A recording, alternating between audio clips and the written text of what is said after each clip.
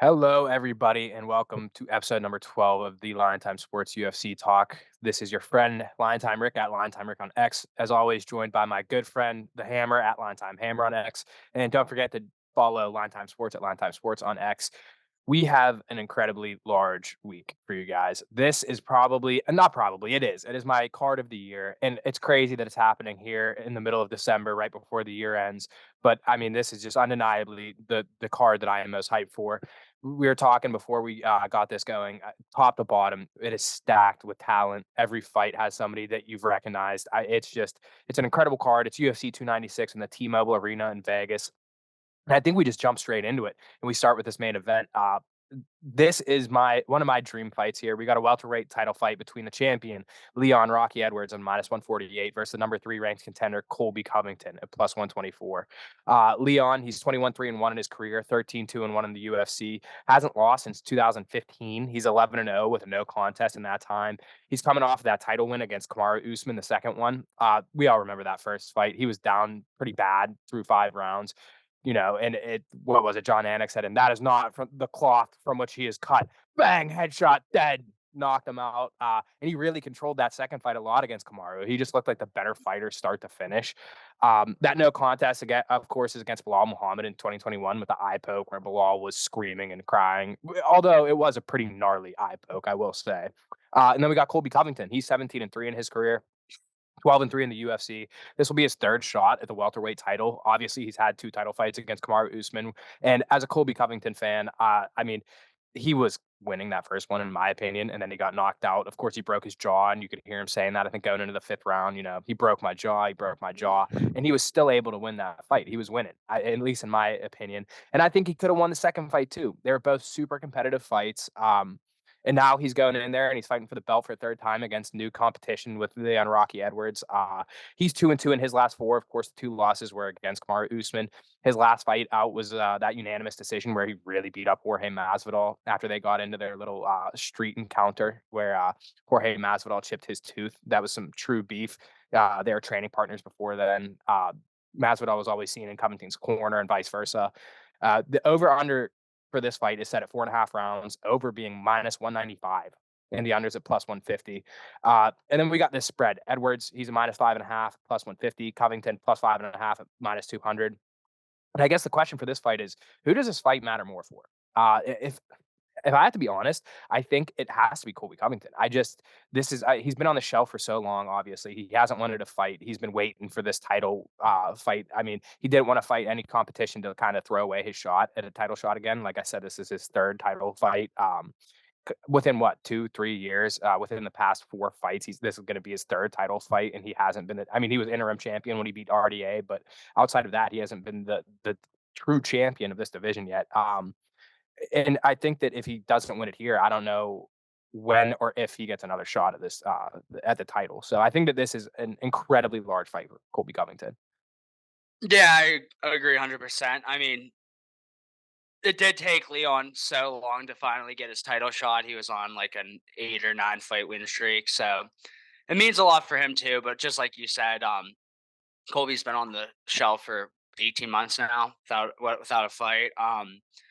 And it's interesting because like you said, like he hasn't wanted to fight, and like that's what it looks like for sure. But he just came out with an interview with Brett Akamoto from ESPN, and he's talked about he actually has been offered multiple fights, and one about against Kazmat Chimaev, and then that fell through, and then I think a couple other ones. But it kind of makes sense. Like if he did get, it's like I understand giving him the title shot for sure, but if he has been turning down fights in the UFC's eyes, it doesn't make that much sense to just give him a title shot coming back.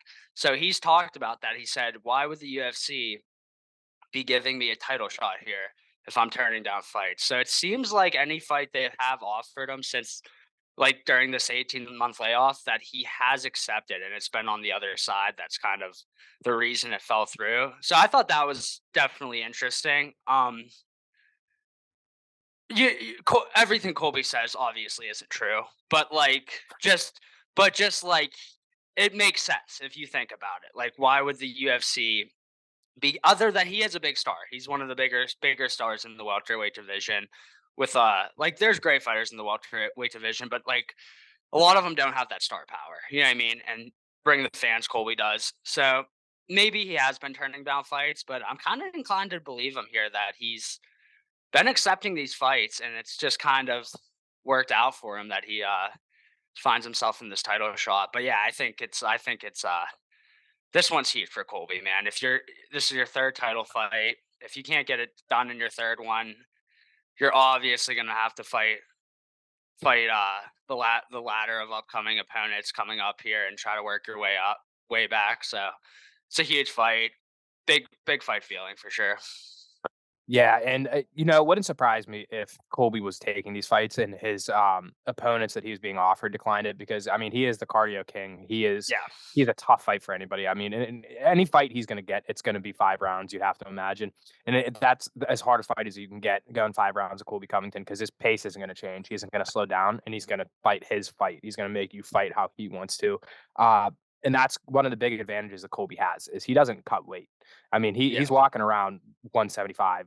He's close to the 170 marker. He's not cutting weight, so he's going in there and he's just going to be fresh the entire fight. So that's kind of one of the big reasons why I'm leaning towards Colby Covington for this fight. And another thing is Colby was the backup weigh-in backup for the second Usman versus Leon, Yeah. and Surprise backup. No one knew he was even doing that. yeah, and Just showed up. this fight, we know that it's gonna be Bilal Muhammad, which is pretty interesting, which we'll get into. I think Adam and Oscar wants to, chime in and say something real quick. Well, I was just gonna say, like, how much does it add to it that Leon has just beaten Usman twice in a row and Colby's lost to Usman twice in a row? Like, is that something that's got to be something that's in their heads? Like, at least how much, what percentage amount? I don't know. um, I would just say, like, yeah, that's a thing, but MMA math doesn't work, and that could definitely be in the back of his head. But like a fighter like Colby, he doesn't care. Like, I thought he was winning that first fight too. If that fight, it was a bad stoppage too. Like, however you want to look at it, that was a bad stoppage. So, but with that being said, I think that would have been a 10-8 round anyways in the fifth round, even if he does survive it there. So it would have been interesting to see what the scorecards were before that. Say, like, I think it was probably I don't know. I've seen 3-1 Colby. I've seen 2-2. Like, so it's definitely tough. But either way, that fight was super close before he got finished. And then the second fight, a lot of people did think Colby won that, and I'm one of them too. So in Colby's mind, I really don't think he's thinking about that too much. Like, yeah, he's 0-2 against a guy that Leon just beat twice, but MMA math doesn't work, and we've seen it multiple times. Yeah, and the one thing I will say too is, Colby truly fought the best version of Kamaru Usman we've ever seen. I mean, that was Kamaru Usman in his true prime, and I will say that Leon in that first fight, Kamaru Usman, like I said, he was in control the entire fight until the knockout. But I think that might have been what broke Kamaru, or at least the Kamaru we knew. I mean, usually you hear us say that when we watch fighters get like knocked out or whatever, it's pretty hard to trust in their chin to see if they'll come back and they'll have the same kind of chin or ability. But the thing with Kamaru is, I mean, he was unbeatable. He was absolutely top of the world. Nobody could beat him, let alone put him out. And in one head kick, and that's all it took from Leon in the fifth round, just out of nowhere. And I mean, Kamaru, who was super humble in defeat, I think it was on Joe Rogan. He said that that kick from Leon gave him a 20-minute nap. I mean, he It was got a it, and bad knockout. it was a bad knockout. He said he wasn't, like, truly there for 20 some minutes, and the first thing he remembers is sitting in the back of a, ambulance, and he's like, "Whoa, what the hell happened? Where am I?" So, it's, it's gonna be interesting. I mean, I like Hammer was saying, in Colby's head, and like a lot of people, they think that he was right there, could have won either one of the fights, bad stoppage in the first one, and scorecards could have gone either way in the second one. Obviously, it usually favors the champ, but, if anybody is in any fight in this division, it's got to be Colby Covington. It's going to be super interesting to see, and I think another thing that's going to be super interesting to see is the aftermath. I'm just going to throw it out there. I think that if Colby wins, I think he's going to retire. I think that he's going to go out on top. I think he's going to be able to use that leverage for the rest of his time, saying, "I went out on top. I retired the champion. I am the rightful king of 170s." That just seems, and it's crazy that a little bit ago we were saying how Colby Covington is one of the biggest draws in the sport. Not even at 170, just in the sport. It's crazy because we all know back in the day, he was on the verge of getting cut because he couldn't sell any fight. He couldn't sell tickets. He was just like this guy who was a pretty good wrestler, which in all honesty, that style of fighting isn't super popular among the average fan. Is somebody that will get the fight to the ground and control you.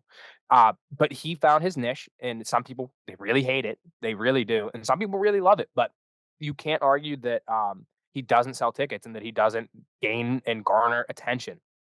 Like this fight is 100%. huge. It's such a big fight feeling. I mean, it's one of the bigger fights of the year. And a lot of that has to do with Colby, not Leon, because Leon is another guy where the UK is behind him, but he doesn't have a ton of fans. Like, that's kind of why it took him so long to get a title fight, is because who wanted to see that? I mean, Yeah. he had to really work for that title shot. And when he got it, he took advantage. And I mean, this is another situation where you see Colby's got to take advantage. This is the third opportunity he's getting. And that's kind of why I said this fight is got to be the biggest for him. And I did see today as well.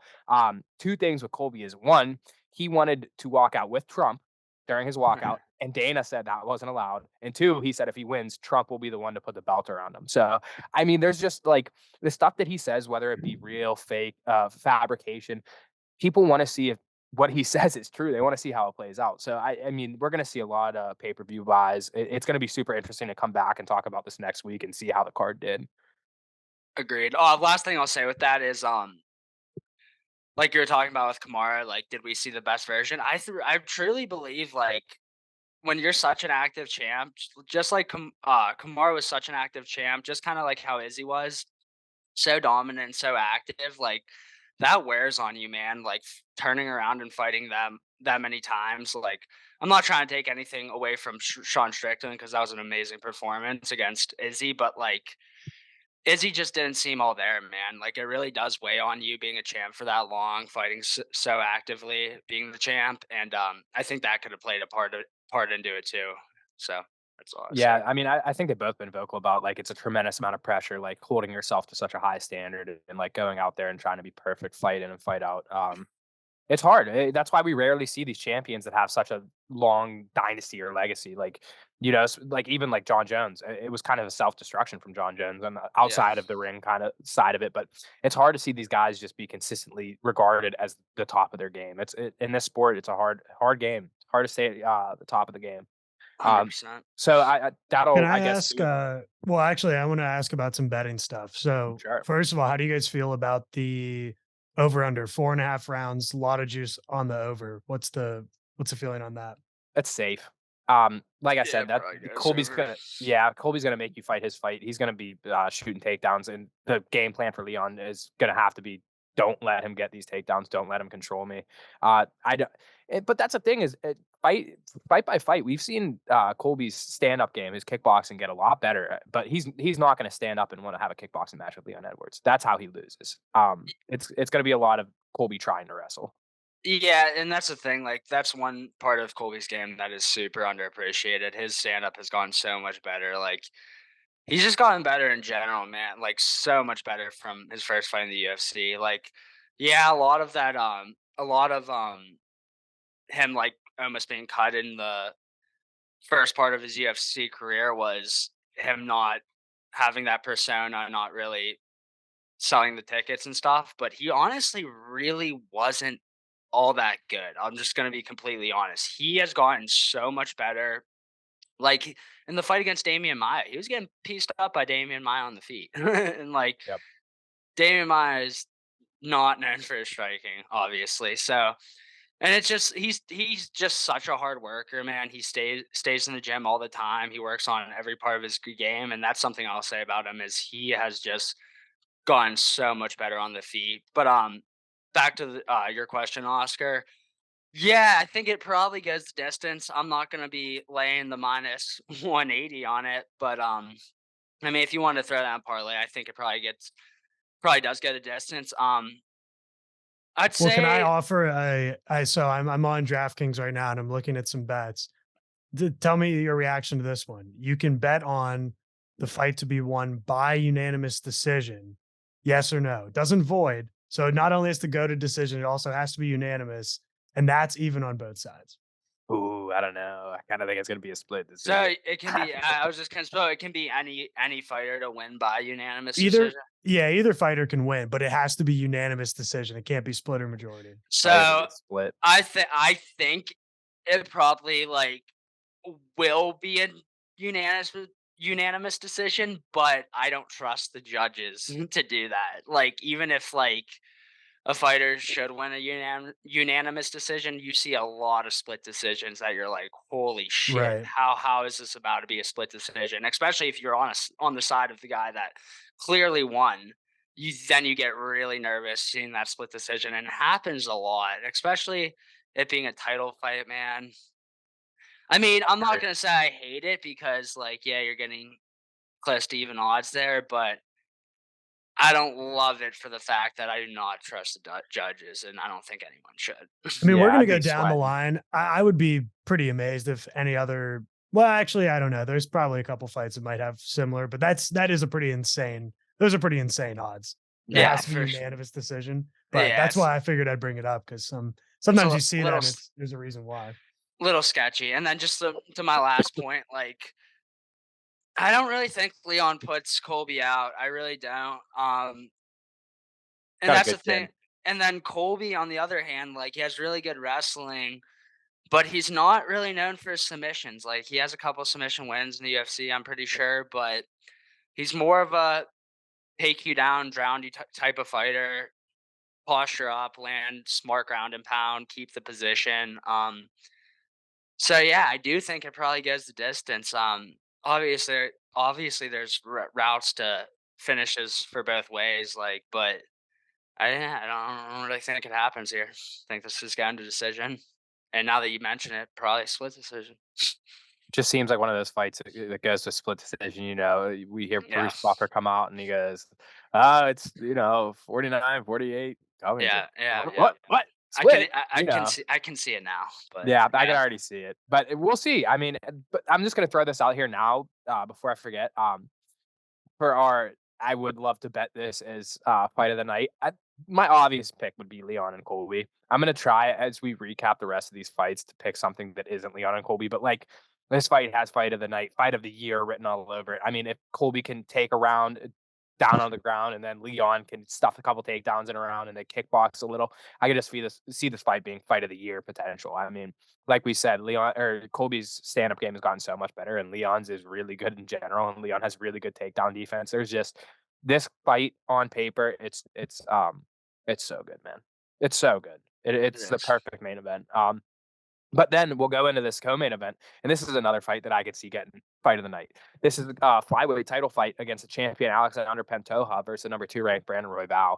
Pantoja is a -175 and Royval is a +145. This is another crazy one because I mean, in the past however many years, we've been so accustomed to seeing one of Brandon Moreno, Davison Figueiredo, or Demetrius Johnson in the flyweight title match. Just in the past, however many years, it's like you're accustomed to seeing one of those guys in this fight. And this is Yeah, the first time in a very long time that we get none of them. And it'll we'll touch on that in a little bit. We'll start with Panto. He's 26-5 in his career, 10-3 in the UFC. He's coming off of that split decision win against Brandon Moreno at UFC 290 that won him his title. His last loss is against someone who's not even on the UFC roster anymore. Although it's weird circumstance that he's not on the roster anymore. It's Askar Askarov, and that was in 2020. Then we got Brandon Royval, 15-6 in his career, 5-2 in the UFC. He's coming off a round one knockout win over Matus Nicolau. His last loss was actually against Alexandre Pantoja in yeah. 2021. People forget this is a rematch because Yeah, that first fight was so forgettable the way it finished. It was such a good first round to start, and then Royval pops his shoulder out. yep. And but yeah, dude, for how long that fight lasted, super entertaining. So I'm pumped to see this get run back. And I'm pretty positive that Royval was the favorite in that fight going into it. Could be wrong, but I think he was the favorite. He might have been it. If he wasn't, I'm pretty sure it was like pick 'em. Yeah, I There's mean, no odds. that was a super big fight for the division. I mean, again, I obviously because they're rerunning it for the title. I'll look that up. I'll Okay. get the stat sheet out for you. I was Give me gonna 1 say minute. Go ahead. that's a good one to look into because I think that I remember that bet and I remember that fight and I think that I was on Royval and I was really upset whenever he popped his shoulder. But anyways, we got the over under set at 2.5 rounds and the over is only plus 114, under at minus 145. The point spread we got Pantoja at -5.5 at minus 165 and Royval at a +5.5 and plus 120. And I guess the question going into this one is this the most wide open the 125 division has ever been? And like I said earlier, it Has to probably be. is. Yeah, because like I said, there's no Davison Figueiredo, there's no Brandon Moreno, there's no Demetrius, who obviously isn't in the UFC anymore. He's doing his thing over at one. But I mean, obviously, I mean, you're getting a title shot with none of those big names in the division. Davison just made his debut up another weight class. I No think that Joey, Moreno. no Joey B. I know he was Yeah, never no a Joey B. champion, but he's No fought for Cejudo. multiple titles. No Cejudo. So yeah, definitely the most wide open. Yeah, I mean, it's an interesting time this division, but it's also to the fact where I mean, if we see a Pantoja win, I would imagine that we see a Brandon Moreno rematch. I think that Moreno has a fight booked. Again, I'm not positive, but I would think that he has a fight booked coming up. And if Royval wins, I know Royval has fought Brandon Moreno in the past, and that's probably whoever wins this fight probably is fighting Brandon Moreno, unless it's a super close, split decision where they did with Davison and Moreno, where they just run this one back for a third time, get the trilogy, and then maybe if Royval wins a close split decision or knocks him out early. Um, it's this division is always super interesting to me because there's not a ton of top level guys, or at least there usually isn't a ton of guys that are competing for the belt. And right now, I mean, we're at least seeing a couple different names that make their way to the top. 100%. I have those odds for you from the first time they fought. It's actually pretty funny. So it opened when the first fight opened. Royval was like plus 105. Pento was minus 125, but it ended up closing at almost exactly the same numbers that it is right now. So Interesting. That's Interesting. super interesting. So there you Late go. money on Pantoja. Yeah, I'm pretty sure I was on Royval in that fight, and it was pretty shitty the way it Oh, it ended. definitely was. Yeah, But I definitely yeah, was. Royval is another fighter, man. Just if I'm on him, fade him. If I bet against him, take him. Like I Yeah. remember, I bet against him against Kai Car France. Kai Car France was looking good. I think he's even dropped him a couple times, and then Royval hits him with a crazy spinning elbow, puts him Mhm. out cold. So yeah, Royval's kind of my kryptonite. I kind of do. I don't know. I think he could get this done. To be honest, like I think Pantoja is really good. I just kind of think Royval's gonna hit him with something crazy. I have that weird feeling in my gut, but not enough for me to bet. I do think Pantoja Pantoja is probably better everywhere. If I'm going to be completely honest, but I don't think it's a huge skill gap in like all aspects of the fight. But I'd say he's probably a little better everywhere. Just one of those gut feelings. I could see Royval hitting him with something crazy. That's kind of the MO on Royval. He throws some. He has some power. He has definitely has some power for that weight class. He throws unorthodox strikes.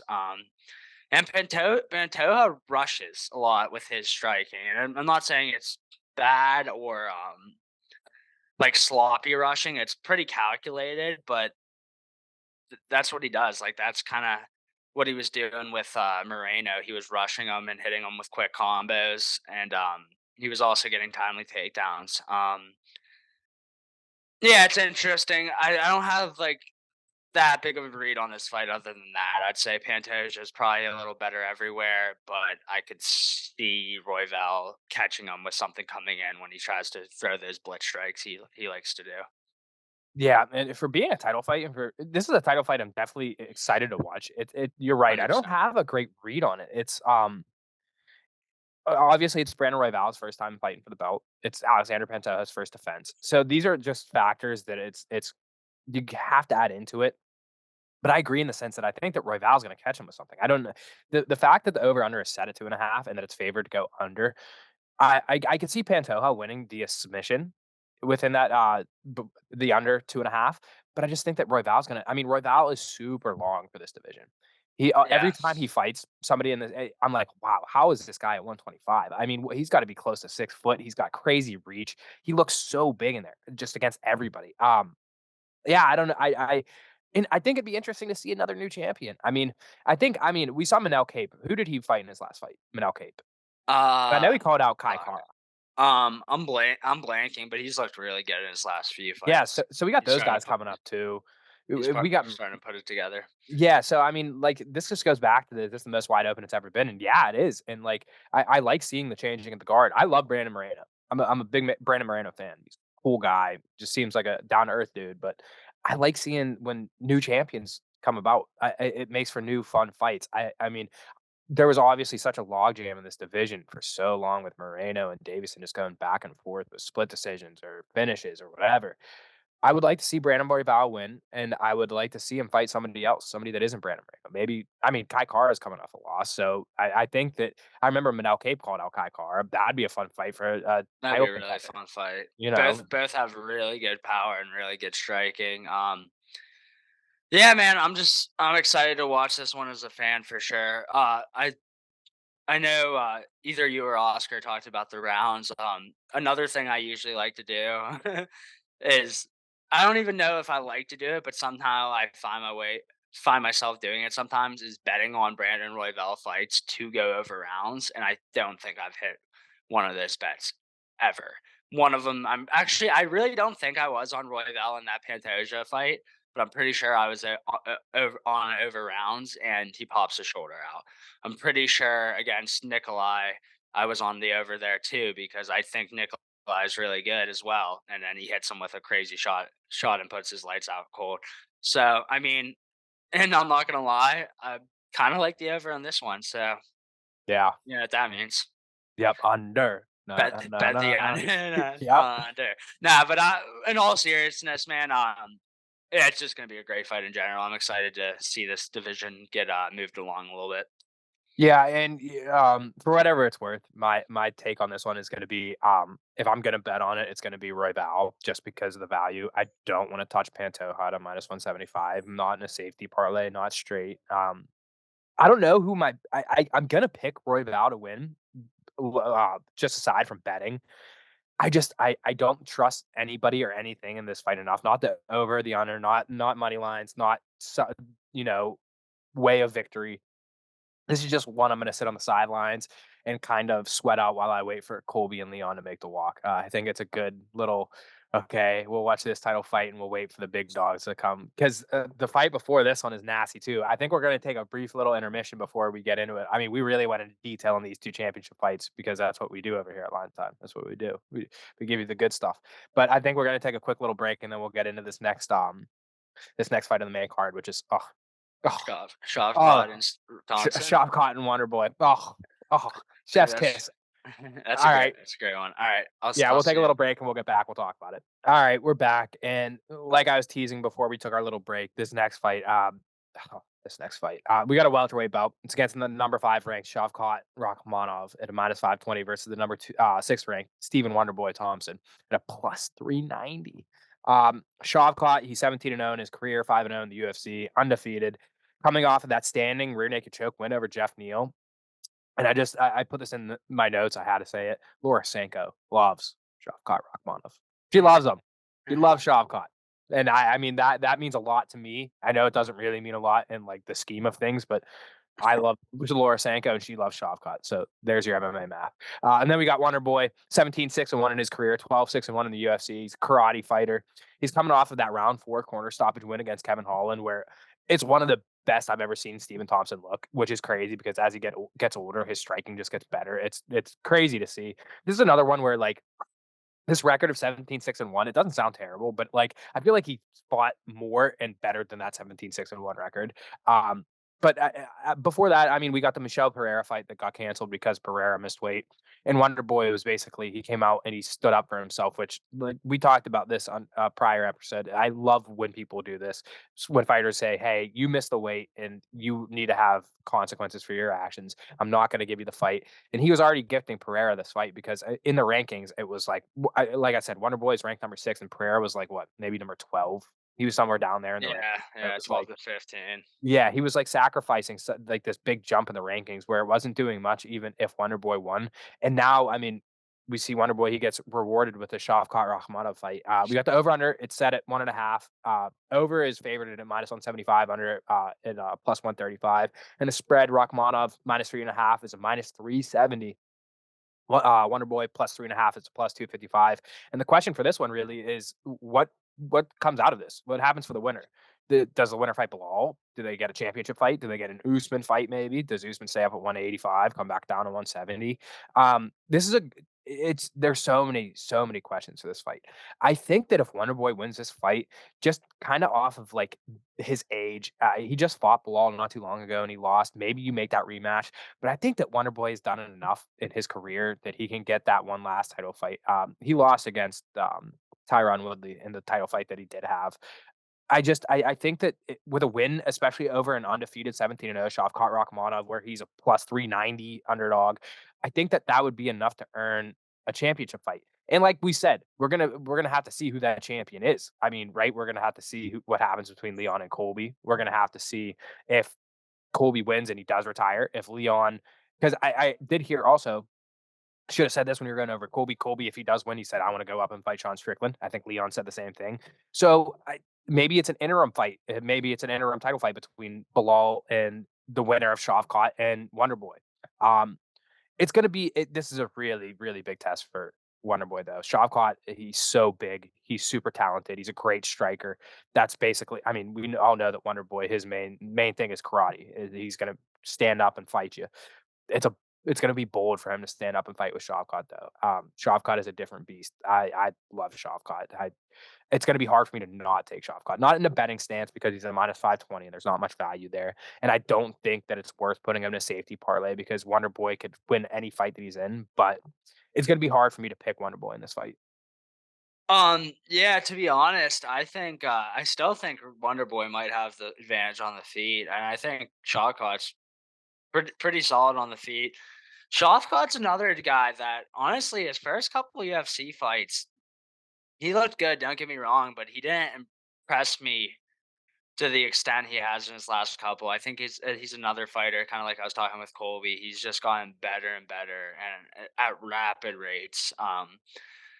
So I think Shavkat probably gets this done, but I think it's going to be through his wrestling. To be honest, I think he's not going to want to stand there and stand there and fight Wonderboy at his strength, which is standing up. And I'm not saying he can. I think it will be competitive on the feet if it stays there. I just think that's Wonderboy's only route to victory. We've seen him get wrestled in the past pretty badly, and I just think Shavkat's pretty smart. I think he's gonna try to wrestle him, go for a sub. Also, if you believe in conspiracies, Oh boy. I think what could be happening here is Bilal Muhammad thinks he is the backup fighter in the Colby Leon fight. See where this is going. I think I have a weird hunch that I don't know. I don't actually think it's gonna happen, but I could see this happening. I think I know where you're going. Stephen Thompson pulls out of this fight, and the UFC makes Bilal Muhammad fight Shavkat. And if that's the case, and I think the UFC is going to be praying that Shavkat gets it done, so that they can kind of just kick Bilal to the curb and say, Uh-huh. fuck you, buddy. There was your shot. You blew it." Yep. No, but in all honesty, like I don't know, but I could see that happening, man. We've seen weirder shit happen, and like Bilal is the type of guy that would try to save a main card fight, especially since he'll already be on weight. He's the backup fighter for the Colby Leon fight. Maybe he wouldn't take it because he knows that if he loses, there goes his title shot. But at the same time, man, I could see him taking it. And that's the thing. If he's already fought Stephen Thompson and wrestled him for 3 rounds pretty dominantly. But if Stephen Thompson doesn't make it to fight night, I could see it being Shavkat versus Bilal Muhammad. Yeah, I like the way you We'll see. think. We'll see what happens. And I'm gonna be completely honest, I really that wasn't the route that I thought you were gonna go, although I completely agree with you. I was also thinking that if we see another, Herrera Wonderboy scenario where Shavkat Miss doesn't make weight. weight, then instead of Yeah. canceling the fight again for Wonderboy, you go, "Well, Oh, I didn't even think about it like that. there is a Cause guy like, that looks like a whole lot like he was in the movie Sausage Party that you could fight." no, I didn't even think about it like that, bro. And that's the thing. Like, I think the law would still take it if he missed Oh, weight. yeah, 100%.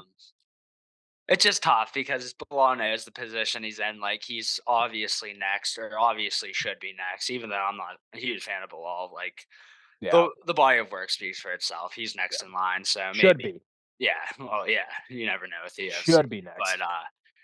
I don't know. Maybe his management is smart enough to tell him not to take the fight if something happens with Wonder Boy. But at the same time, man, I think the fighter in him, I think he's very confident in his abilities. I think he Yeah. possibly would take that fight to save a main card fight for the UFC. Just And talking he's about being a king company Twitter guy. fingers. Yeah, Yeah, he's got those Twitter fingers. He's always on there. I'm this, I'm that. Well, and yeah. if he just declined to save a fight with Wonderboy or Shavkat, then Well, especially because it's like you're on weight, you're training, like you talked about that, like, and he's the backup fighter for Leon-Colby. So like, it's not like he's not going to be on weight. It's not like he hasn't been training. Like he knows if one of them goes down, like he's gonna fight. So he has to be in tip top shape for it. So I could see yeah. it happening. Yep. Definitely an interesting. There's so many scenarios for this fight where it's I just super interesting. Sorry, I didn't even really talk about the. I said a little bit like stylistically. I mean, dude, I just still think the value on Wonder Boy's insane. Might not bet him personally, but like Yeah, he should Shavkat's never be good. close to a 400. But yeah, well, against someone like Wonder Boy, like Yeah.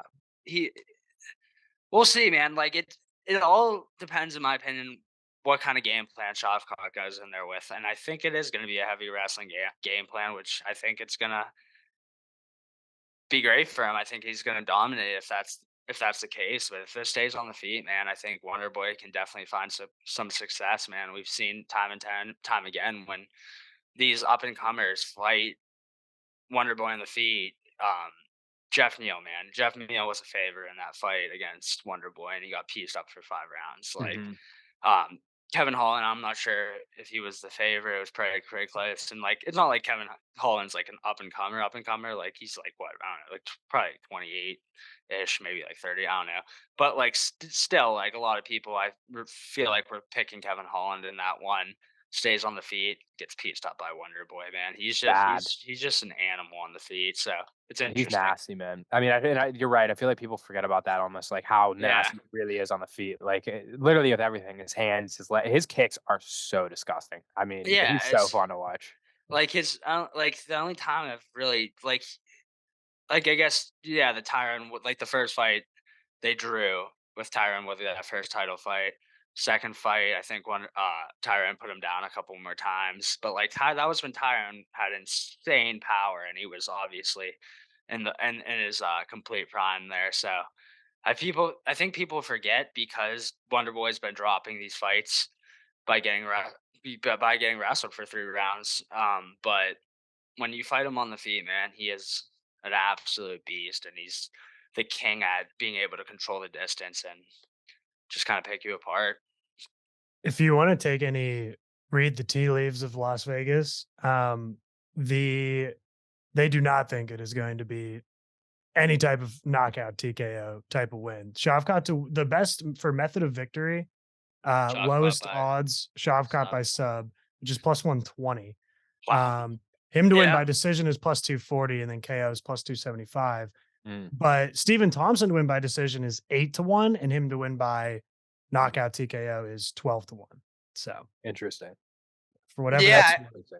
I yeah, I don't think if Wonder Boy wins this fight, think it's gonna probably I think it probably does get a decision. If he wins, he just kind of pieces them up and controls that distance. But like like I said, I think Shavkat's gonna have a really heavy wrestling game plan, and he has really solid submissions, and I think that's his route to victory. I'm not gonna be taking that plus 120. Yeah. because fuck that. But And I mean, how it many probably times have we seen happens. Wonderboy go out? I mean, I know he got knocked out by Darren Till, but that was like mythical fighter, a home crowd Darren Till Oh yeah. before, the Did he? downfall. Did he get knocked out by Darren Till? Mhm. Did they fight I believe. twice? Mm, If that's the case, he did not. If they fought twice, possibly, but are you He sure he did didn't get knocked not. out by Darren Till? no, he got knocked down in that 5th round, I believe, or Mm. it might have been only 3 rounds. It might have not been Who a. knocked him out cold? I That remember seeing the video of Anthony Pettis knocked him out on Oh punches. yeah, yeah. yeah, And yeah. he hit him with that Superman punch. I was gonna say, but like, yeah, you're like Darren Till did knock him down. Like there, that's the thing with Wonderboy. Like he has a solid chin, but like he's been dropped before. He's been knocked out cold. Um, yeah, just like that Darren Till fight, he got dropped. He got dropped multiple times by Tyron Woodley, and he Then got did knocked out Darren Till cold. knock out That's Jorge Masvidal? Did Darren Till knock out? No, he Who did actually Darren got. Till knock out? Darren Till got knocked out by Jorge Masvidal, but Darren Till also dropped him in that 1st round. Mhm. And then got knocked down in the 2nd round. It was a comeback. Oh Comeback yeah, you're right. victory. Yeah, Yeah, he yeah, dropped him good, and it looked like it was lights out for him. yeah. That was in England too, so that was a. Yeah, was that the one where crowd swinging sweet Caroline? I Yeah, thought that was yeah. the Wonder Boy fight. I think he might have had 2 fights in England. I mean, Darren Till has a huge fan base, so they've I don't know probably how we spent. got to Darren Till, but Yeah, whatever. yeah. I mean, either way, no, that was a good point though. That's his only loss by knockout in the UFC. Actually, is it is as in his entire career. Anthony Well, I Thompson. remember Pettis. seeing the video of Wonder Boy after he got knocked out, and he's like, I woke up, I was like, damn, where the hell am I? Yeah, Like he yeah. like, yeah, He's like, I'm not. Yeah, I mean, even in kickboxing, he was. I mean, I don't know if he was undefeated, but he might have been damn close. He had like 80 some kickboxing fights, and I don't think he was ever knocked out cold. So yeah, it's He's definitely a also weird never feeling for him. lost by submission either. Sorry, I didn't mean to Wait, cut you off, but no, you're in that. Yeah, that I was just gonna bring that up. Like most of the times, he's pretty smart with not smart in the fact that like he kind of does accept the position and he will lose the fight because he's not doing a good job of getting back to his feet. But I think he kind of knows that, man. Like he knows, like when he drops these fights, it's kind of because he accepts the position, and he does a good job of staying in guard and not rushing to get back to his feet, giving up his back to where he's gonna get subbed. But that's also can be a downfall for you because he just kind of sits there in guard and just just waits and tries to wait it out, get back to the feet, and then score that way. So I think he's gonna have more urgency to get up if he gets taken down, and that's I think where Shavkat could take his back or throw up a crazy sub and get him that way. But it's very interesting that that's plus 120 for a submission submission. when he's Yeah, never been subbed. But I guess they're seeing it the way you are that he's gonna want to wrestle. 100% he's wrestling this fight, I think. But Yeah, and we'll see. I Wonder Boy has his dad in his corner. So like, it's that's why maybe he doesn't want to go out. He doesn't want to get his lights put out because he doesn't want his dad to see like that. And speaking of like interesting corner people, we're gonna parlay that into this next fight. Tony Ferguson and Paddy Pimblett. I heard that what's his name is gonna be in Tony Ferguson's corner. Who's he been training with? David Goggins. I heard that he's gonna be in Tony Is he Ferguson's really? corner. That's what I heard today. For what reason? Like, come So on. they can have awesome shots in the corner of him going, "Don't be a bitch, Tony." Of Yeah, I course. mean, I think it's sweet that he's trained with him just to say like you trained with David Goggins. I guess he's the only person that's ever completed his Hell Week. I mean, David Goggins put that on Instagram and he said he's trained with the highest level athletes possible. No one's been able to make it through. Everyone starts asking questions. How many sets? When is this going to be done? Like, why the fuck are we doing this? And no one's made it through except Tony Ferguson. But at the same time, I know multiple fighters have talked about this or like tweeted about this. So there's really no like Tony Ferguson's the most mentally tough fighter there is. One of the most mentally tough fighters there is. So Yeah, he didn't need to prove that. yeah, that this isn't like his little skid right here. It's not because of him not being mentally tough. It's all about his chin and as he lost the physical abilities he used to have, which clearly he's a little slower now. He's lost his step. So I don't know how much training with David Goggins is going to help him and help him for this fight. And there's really no reason for him to be in this corner. He's not going to give None. any MMA advice that's going to help him in this fight. But No, he's I just guess gonna it's yell cool. at him. I guess it's cool. They'll have the UFC will be able to show David Goggins in the corner. Sure. So But anyways, I'm gonna get in this rundown a little bit. It's lightweight bout between Tony and Patty. Tony's at a plus 270, crazy, and Patty's at a minus 340, crazier. Tony, 25-9 in his career, 15-7 in the UFC. He's on a 6-fight losing streak. Man, that hurts me to say. I know that we talked about Tony already on previous episode. Tony is my favorite fighter on the roster. That always has been. 6-fight lose streak. Bobby Green, Nate Diaz, Michael Chandler, Beneil Dariush, Charles Oliveira, starting with Justin Gaethje. Um, it's a list of good names there. Obviously, they're high level losses, but I mean, it all started with that Justin Gaethje loss. For whoever doesn't remember, that was the first fight off of COVID, one of the first sporting events off of COVID in Jacksonville, Florida. They got a permit to hold those fights, and that was in the middle of. It was supposed to be Tony versus Habib for so long. They tried to make that fight so many times. It's what it was supposed to be. COVID happened. Couldn't make it. Tony versus Habib, so it had to be an interim fight between Tony and Gaethje for that interim belt, and man, did Gaethje just wipe the floor with Tony. It was disgusting to watch as a Tony fan. He's come that last fight that he had. It's a round 3 arm triangle choke against Bobby Green. Uh, it would make you think that Tony is on the end of his career, kind of on the back burners here. Maybe, I mean, if he wins, he rides off in the sunset. If he loses, maybe he's forced to stop fighting by Dana, or at least in the UFC, he doesn't get another fight. Then we got Paddy Pimblett, who's 20-3 in his career, 4-0 in the UFC, former Cage Warriors champ. And man, his last fight, he's coming off of that unanimous air quotes for whoever's not watching, win over Jared Gordon, which he didn't win. Over 2.5, or over under set at 2.5. Overs at plus 105, unders at minus 135. Spread Tony plus 3.5, plus 140. Patty minus 3.5 at minus 185. There's not a real question for this fight. It's not really a question, but like you'd have to think this is pretty smart by Dana, right? Like this is a fight where Tony is obviously on this 6-fight skid. He's reeling a little bit, but he's putting him up against this up and coming budding star that has such a big fan base and in Paddy Pimblett. Whereas if he wins this fight, it's feels like such a big win for Tony. When in reality, it's not a huge win skill wise. But again, but it's big for Paddy too. If Paddy wins and they're trying to push this narrative that Paddy can be like this next big McGregor level superstar, which he won't be because he's not good enough. I'm just gonna throw that out there. Then I mean, look at this win against former star Tony Ferguson, who was at the top of his game, blah, blah, blah, blah, blah. It's just there's so much interesting stuff to go down at this fight. I was telling Ad and Oscar about how the Barstoolies are backing Paddy Pimblett. He's a big Barstool yeah, guy. So we're he's like yeah. with their company or whatever. So Yeah.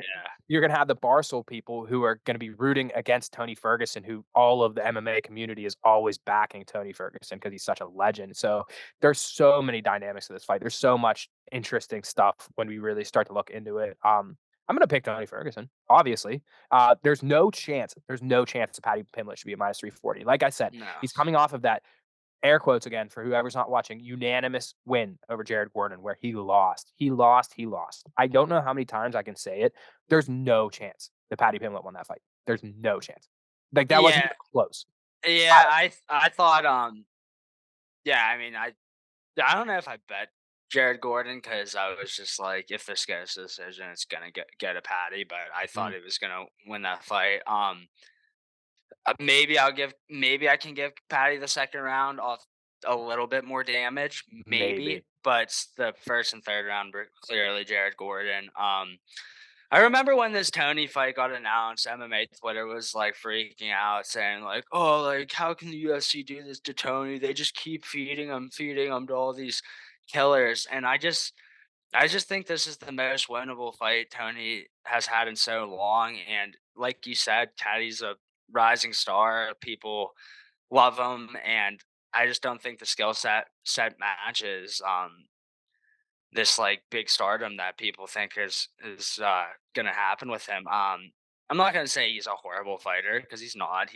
But I think he's a very average fighter. He has good jujitsu. I'll say that. He has pretty sneaky jujitsu. He's a solid jujitsu fighter.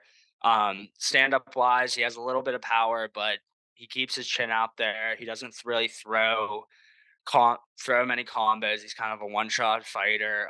And that's the thing about when I said he has good jiu-jitsu, he doesn't really have good wrestling. That's one thing with UK guys for a while, man. They've always had a very bad wrestling deficiency when they come over to the UFC, and it always really hurts them. So I'd say he's about an average fighter, and I think this is a fight that Tony very well could win. And I haven't picked Tony in any of these last fights he's lost. Even the Bobby Green fight, I thought like maybe, and I think he might have even dropped Bobby in the first round, or like he had some success against Bobby, but I still didn't really even think he was going to win that fight. This one I will be betting Tony Ferguson for sure, just because I think this is a winnable fight for him. I think Paddy Pimblett's super overhyped, and yeah, we'll see. I don't know. Like the thing with Tony is his chin's been so bad, and like yeah, Paddy has a little bit of power. I'll give him that, but I don't see him knocking Tony out, and I don't know. I don't really see him subbing him. I'm like unless Tony would take him down and he throws up like a armbar or triangle that way. But still, I think Tony still has pretty solid jiu-jitsu defense. So we'll see, man. I think Tony might surprise a lot of people here. Not me though, because I'm betting on him. Yeah, not me either. But We'll see. I feel like in every fight we've watched with Paddy Pimblett in the UFC, he's gotten cracked at one point or another. Like he recovers well, but his chin, it's so susceptible. Like, Yeah, and it just stays out there too. yeah, He does not tuck that chin at all. and Tony maybe had a little bit of a little bit of success against Bobby Green. He really didn't look too great against Nate Diaz, but he wasn't supposed to fight Nate Diaz. He was supposed to fight at 170 against Li Jingliang, and then Hamzat just straight up stopped trying to make weight. But Yeah, if I you go almost back, forgot that fight happened. yeah, it was exactly. I mean, it was not memorable. It was Nate, a good farewell for Nate from the UFC because Tony that was not the fight he was ready to go into. You got to really prepare for a fight against Nate Diaz. It's a different ball game, especially when you're 100%. preparing for Li Jingliang compared to Nate Diaz. But anyways, disregard those two fights. Let's go back to the fight that he had before those two, Michael Chandler. He looked so good against Michael Chandler in the first round of that fight. He He did. won very clearly. He won. We got shades of vintage Tony Ferguson against Michael Chandler. And then, second round started and he got kicked straight to the face and he went out very cold. But what I'm saying is, if we get that Tony Ferguson against Paddy Pimblett, who I agree with everything you said, I don't think Paddy Pimblett is really that good. I mean, he has some things where it's like, okay, this is pretty all right. He's good on a mic, I guess. He's got weird hair. I don't know. Yeah, the hair, dude. I don't get that. But I don't he get likes to the be hair. fat until he fights. Cole, good for you, Patty. Here's a cupcake, buddy. I don't know. If we see that Tony Ferguson against Paddy Pimblett, he wins. I don't understand the books putting Paddy Pimblett at minus 340 and Tony at a plus 270. Like, even I get that Tony's on the 6-fight losing streak. I get that Yeah, I was Paddy just gonna Pimblett's on a say that. 4-fight winning streak. I get that. But like, that's such a skewed line. That's such a recent Yeah, bias kinda. I for don't sure. They're not respecting what Tony Ferguson could show. Yeah, like you said, he still showed flashes of being very solid. Like, yeah, even in the Gaethje fight where he got dominated for every round except that second round where he hit him with that uppercut and dropped him for Right a at the brief bell, second. where Yeah, if it was 10 seconds longer, you could yeah, think that he could have won the fight. yeah. And then like, I remember I was watching down with you, and I was like, oh shit, I think Tony might start taking over, and then he just got pummeled for rounds 3, 4, and 5. But Yeah, it's disgusting. yeah, like you said, man, he's still showing flashes, and that's enough for me to bet him at what these books are giving us at him at a plus 270. And then we didn't even talk about Paddy Pimblett's coming off ankle surgery. I don't know when Mm, his last fight was, but I think it's probably been around a over a year. year. Yeah, Over a year. over a That year was in now. March of last year. So you could definitely see some ring rust there, and he's coming off a major surgery. So Yeah, I just it's another reason to definitely not fucking bet Paddy in a parlay, which I think most no. people will Yeah, because if you throw him in your safety parlay, I'm sorry, but you're an idiot. yeah. I'm sorry, that's brash, but Yeah, don't do that. even if he wins, it's just stupid because of all the things we just said. So Yeah. we'll see. I'm gonna be rooting for Tony here, and I'm definitely gonna be betting him. And I kind of don't like to do that with a fighter I really love, like putting Mhm. money on him. But the way I bet, you gotta look for value, man, and there's value here. So I just fear a and Tony. world where we hear that post-fight interview with Patty and that Scouser accent. I mean, I won. I'm the man. and most likely, I mean, more like it might happen. I'm not going to say most likely, but there's a very good chance Tony could just be completely washed, and he'll win this fight. Patty might win this fight, but like I said, man, there's too many things for me to not bet Tony here, and that's what I'll be doing. Agreed. I'm excited for this fight, though, especially because Very. I actually think Tony has a very good chance of winning. So makes me excited as a fan. Yeah, this is one where I'll either be in the highest of highs or the lowest of lows going into the last 3 fights. This has a lot hanging on my mental, this fight right here. All right, we'll get into the last fight of the main card. Welterweight bout. This main card, chef's kiss. Welterweight bout between the number 9 ranked Vicente Luque and the number 10 ranked Ian Gary. Luque is a plus 285, Gary at a minus 360.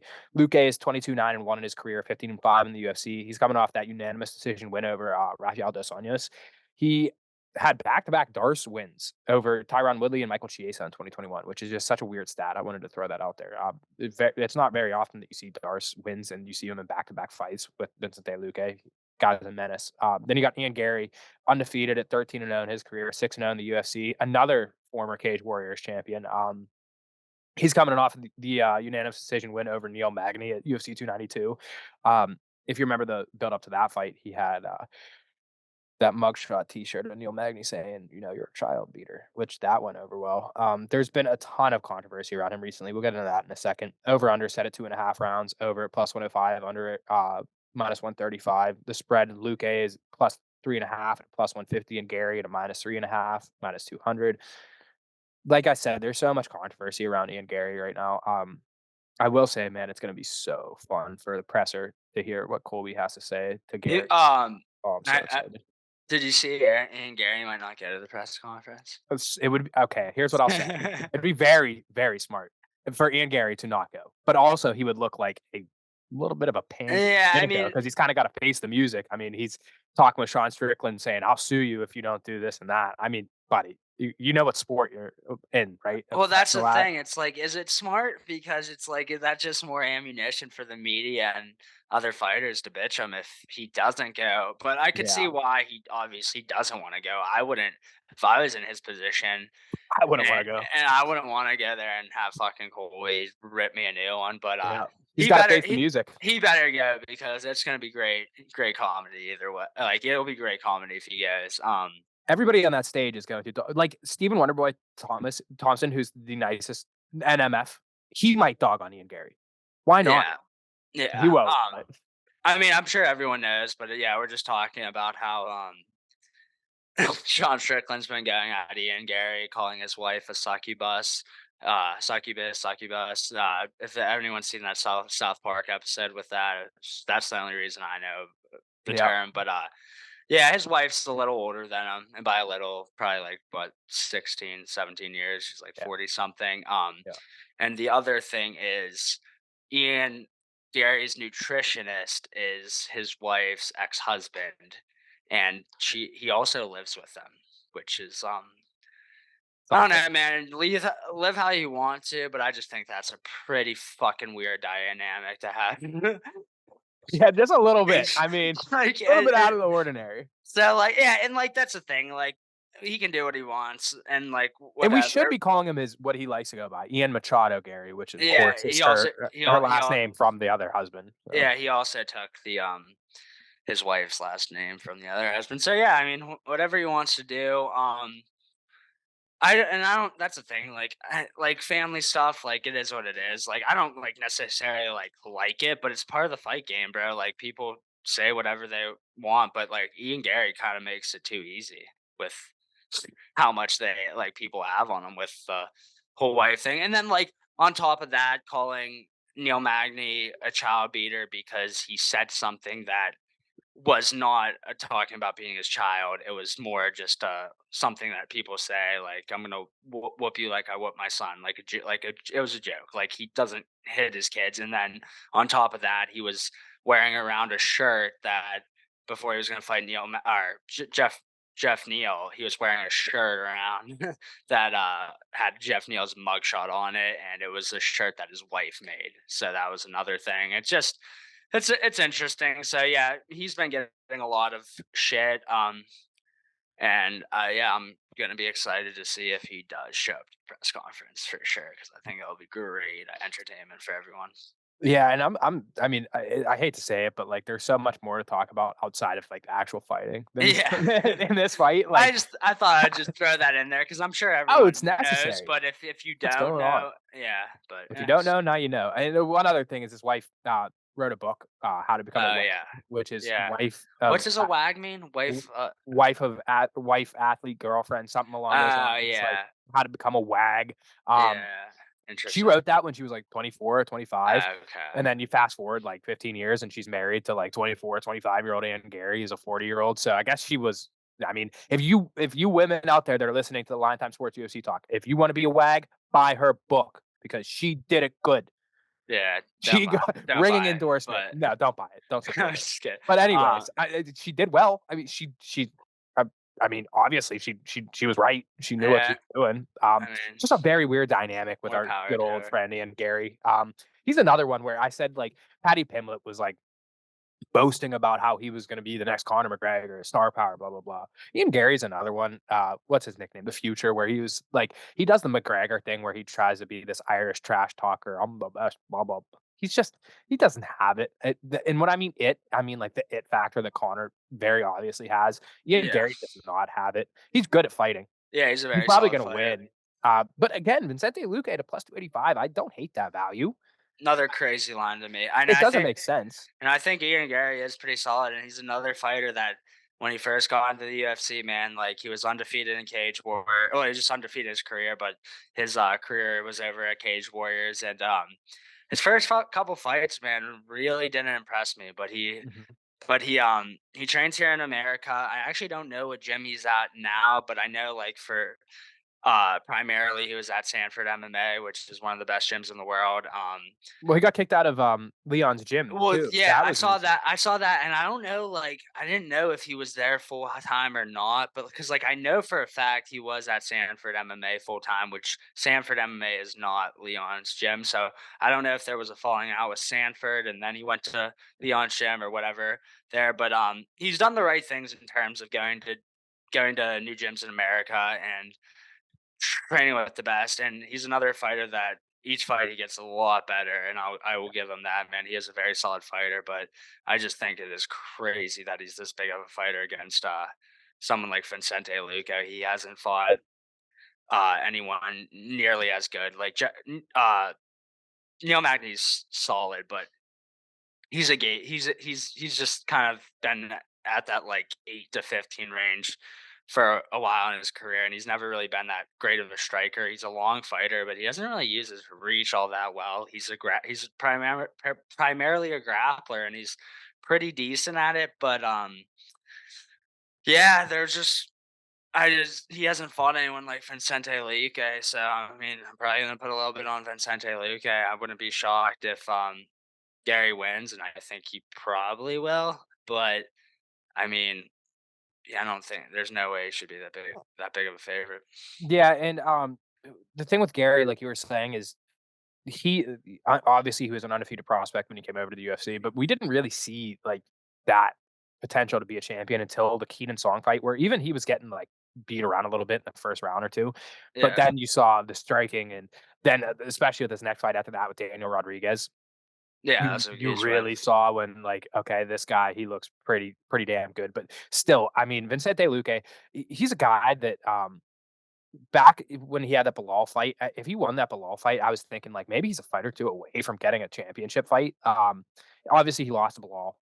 Bilal's just a tough fight, which again just goes to show that Bilal probably should be next for a title fight. But again, it's crazy odds to see Vincente Luque this much of a dog. I was on Luque during that Bilal fight because I like Luque and hate Bilal. But I mean, it's just plus 285.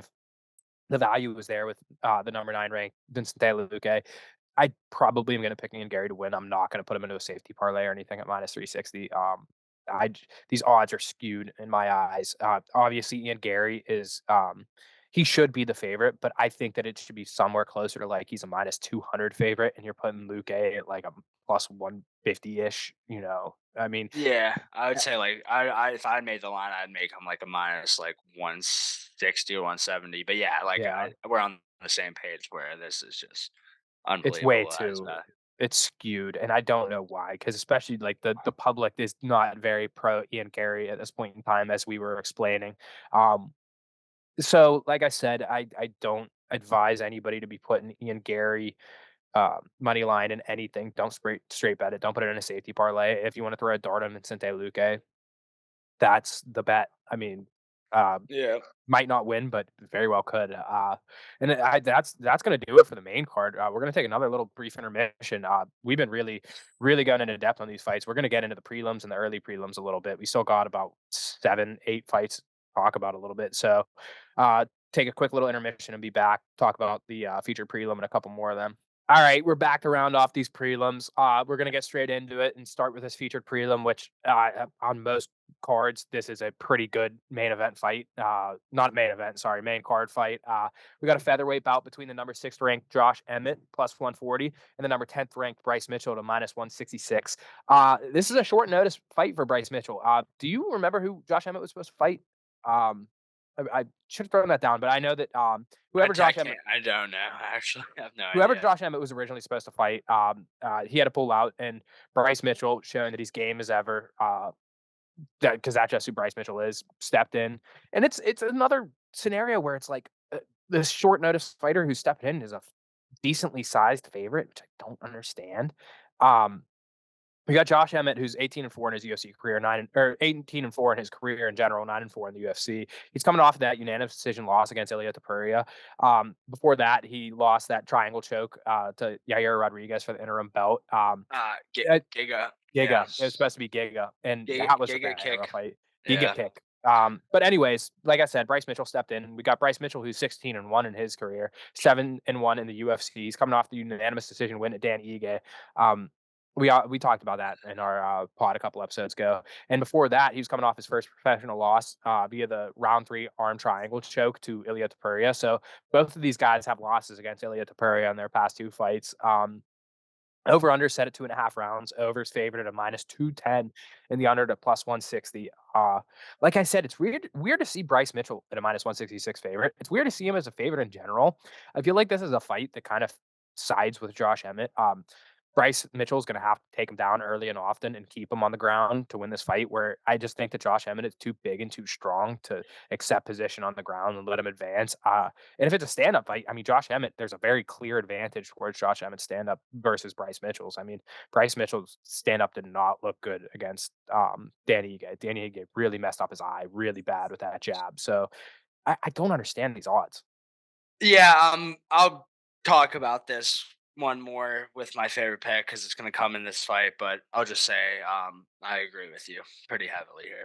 Yeah, So like I said, we'll get to the save next this one. Yeah, we'll save this one. We'll talk more about it. We'll get into this next fight. Women's bantamweight fight. It's the number 5 ranked Irene Aldana. She's fighting the number 9 ranked Carol Rosa. Aldana is at a minus 205. Carol Rosa is at a plus 170. Aldana is 14-7 in her career, 7-5 in the UFC, and she's coming off of a decision loss to Amanda Nunes, which to get to a decision versus Amanda Nunes is pretty impressive in itself, even though you don't win. I mean, going 5 rounds, you got to take that for what it is. And then you got Carol Rosa. Carol Rosa, 17-5 in her career, 6-2 in the UFC. She's coming off a split decision win over Yana Santos. The over/under. This is one that I would say, it's a cheat code, but it's set at 2.5 rounds, and the over is favored at a minus 330, and the under is at plus 240. It's going over. It's going. Yeah, rightfully so. Yeah, I mean, honestly, it's going to be Irene Aldana by points. Yeah. That's my read on this fight. Do I have much more to say about it? No, I don't. Yeah. I think Aldana is just gonna pretty much just wrestle her the whole time. Yeah, I mean, maybe she gets a sub, probably not. So probably not. she's Yeah, she's gonna wrestle her, control her. I think she's better on the feet. I think she has better wrestling. Is how big of a favor is she? minus 205. I She's would a put 2-1. if you want to put her in a parlay, I think I'd recommend that. I agree. Honestly, Oscar, do you have the odds for Irene Aldana to win by decision? I'm sure They we don't can get have they those. don't have method of victory out yet. Of Okay, course but of course they don't. yeah. right, exactly. Yeah. I mean, her Yeah, money probably the line's a next minus. couple days. Yeah, and her money line's a minus 205, and to go over 2.5 is a minus 330. So her to win by unanimous, or It's to probably her to win by decision, it's yeah, still minus 150, at right? least. I Like, was gonna say yeah, minus 175, minus yeah, 180. So like, it's not like you're even getting like at that point, just put the money line at a minus 205, and that, and, if she does get a submission, be happy. Um, yeah, but like I said, pretty much the read in that one is probably going to be number 5 ranked Irene Aldana wins by decision. Not that exciting of a fight for a card that has so many exciting fights. I mean, it's a decent fight for the division. It's number 5 versus number 9, but yeah. the I mean, it's fine. It's fine because of all the other fights that are on sure, this card, right? That's the yep. way I look at it. All right, yeah. I mean, like Take it. I could take it or leave it. sure. Most more so leave it, but you know what I'm getting at. Yeah, I'll side with the leave it than take it. But again, it's there. We'll Yeah. watch it. But Oh yeah, anyways, we'll damn sure watch it. we'll watch it. We'll just get into the next one. It's a bantamweight bout. I love this one too. It's Cody Garbrandt versus Brian Kelleher. Garbrandt at a minus 205 and Kelleher at a plus 170, which I guess that's right. Cody Garbrandt 13-5 in his career, 8-5 in the UFC, coming off a unanimous decision win over Trevin Jones. But before that, he had a 5-fight losing streak, and that was with Kai Car France, Rob Font, Pedro Munoz, and obviously TJ Dillashaw twice. Then you got Brian Kelleher, who's 24-14 in his career, 8-7 in the UFC, coming off of a round 1 rear naked choke loss to Mario Batista. He's 2-3 in his last 5. This over under is set at 2.5, over minus 120, under at minus 110. That's a little bit of an interesting of a line. I think if Cody Garbrandt wins, it's probably going to be by knockout. I mean, we all know Cody Garbrandt by that insane power that he has. I like the under 2.5 at a minus 110. I don't love taking a side on this one. Brian Kelleher is just another guy. He kind of reminds me of Jake Tim Paul Elliott. He reminds me of yeah, Tim Elliott in the sense that he's in every fight that he's in. I mean, it's just like hard to count him out. he's a scrapper for sure. Exactly. So it's a weird matchup here. Yeah, I don't really have a preference in this fight, man. I honestly, I kind of think Cody gets it done. I mean, I like Brian Kelleher. I think he's a really fun fighter. I think he's a real good dude. I think Cody probably gets it done, but I mean, it's crazy. Like Cody was just such a big name, dude, and now like they're Yeah, putting him so low on this card, which I mean, it makes sense. He lost a lot of his star power. I mean, he got knocked out by a 25 pounder in Kai Car France. Like his chin's obviously not all there after getting knocked out by TJ Dillashaw. So, I mean, it's interesting. I still think he has skills. I think he's still very fast for the division. He hits hard. I just stylistically, I don't think this is the best matchup for Keller. If I'm just gonna be completely honest, Keller doesn't really have that much power in his hands. He has a really good guillotine submission that he pulls, and he hits a lot of people with that. But I don't. Has Cody Garbrandt ever been subbed? No, I don't think so. I think I don't think so. he's just been not knocked out cold a few times now. So A few too many times for my liking. I don't like seeing yeah, that man go out cold. well exactly. So I mean, I'd be fine with throwing Cody Garbrandt in a parlay, but I'm not taking him at those odds straight. It's funny you say that because I was going to say, our good friend, LineTime buddy, I would almost guarantee that he will be posting around Saturday a parlay that has Cody Garbrandt in it somewhere. He will probably Uh, parlay it with a football game because he is weird, but I would almost guarantee you, I'm so certain this man loves no love. He loves him, absolutely loves him. He's going to bet him, maybe fade. yeah. Okay. Well, I love fading. if he's betting no love, man, you know what Maybe it's that Kelleher. I know you love. you know what to do. If No, you I'm guys just don't kidding. follow us on X, follow the Hammer. I'm just kidding. I'm just kidding. I love Line Time Buddy, No, but if I you give listen him to this podcast, you got to follow both the Hammer and Line Time Buddy because it's just It's pure comedy. comedy, 100%. nah. No, Rick, you're 100% right though. So I know. Cody Garbrandt has 13 UFC fights.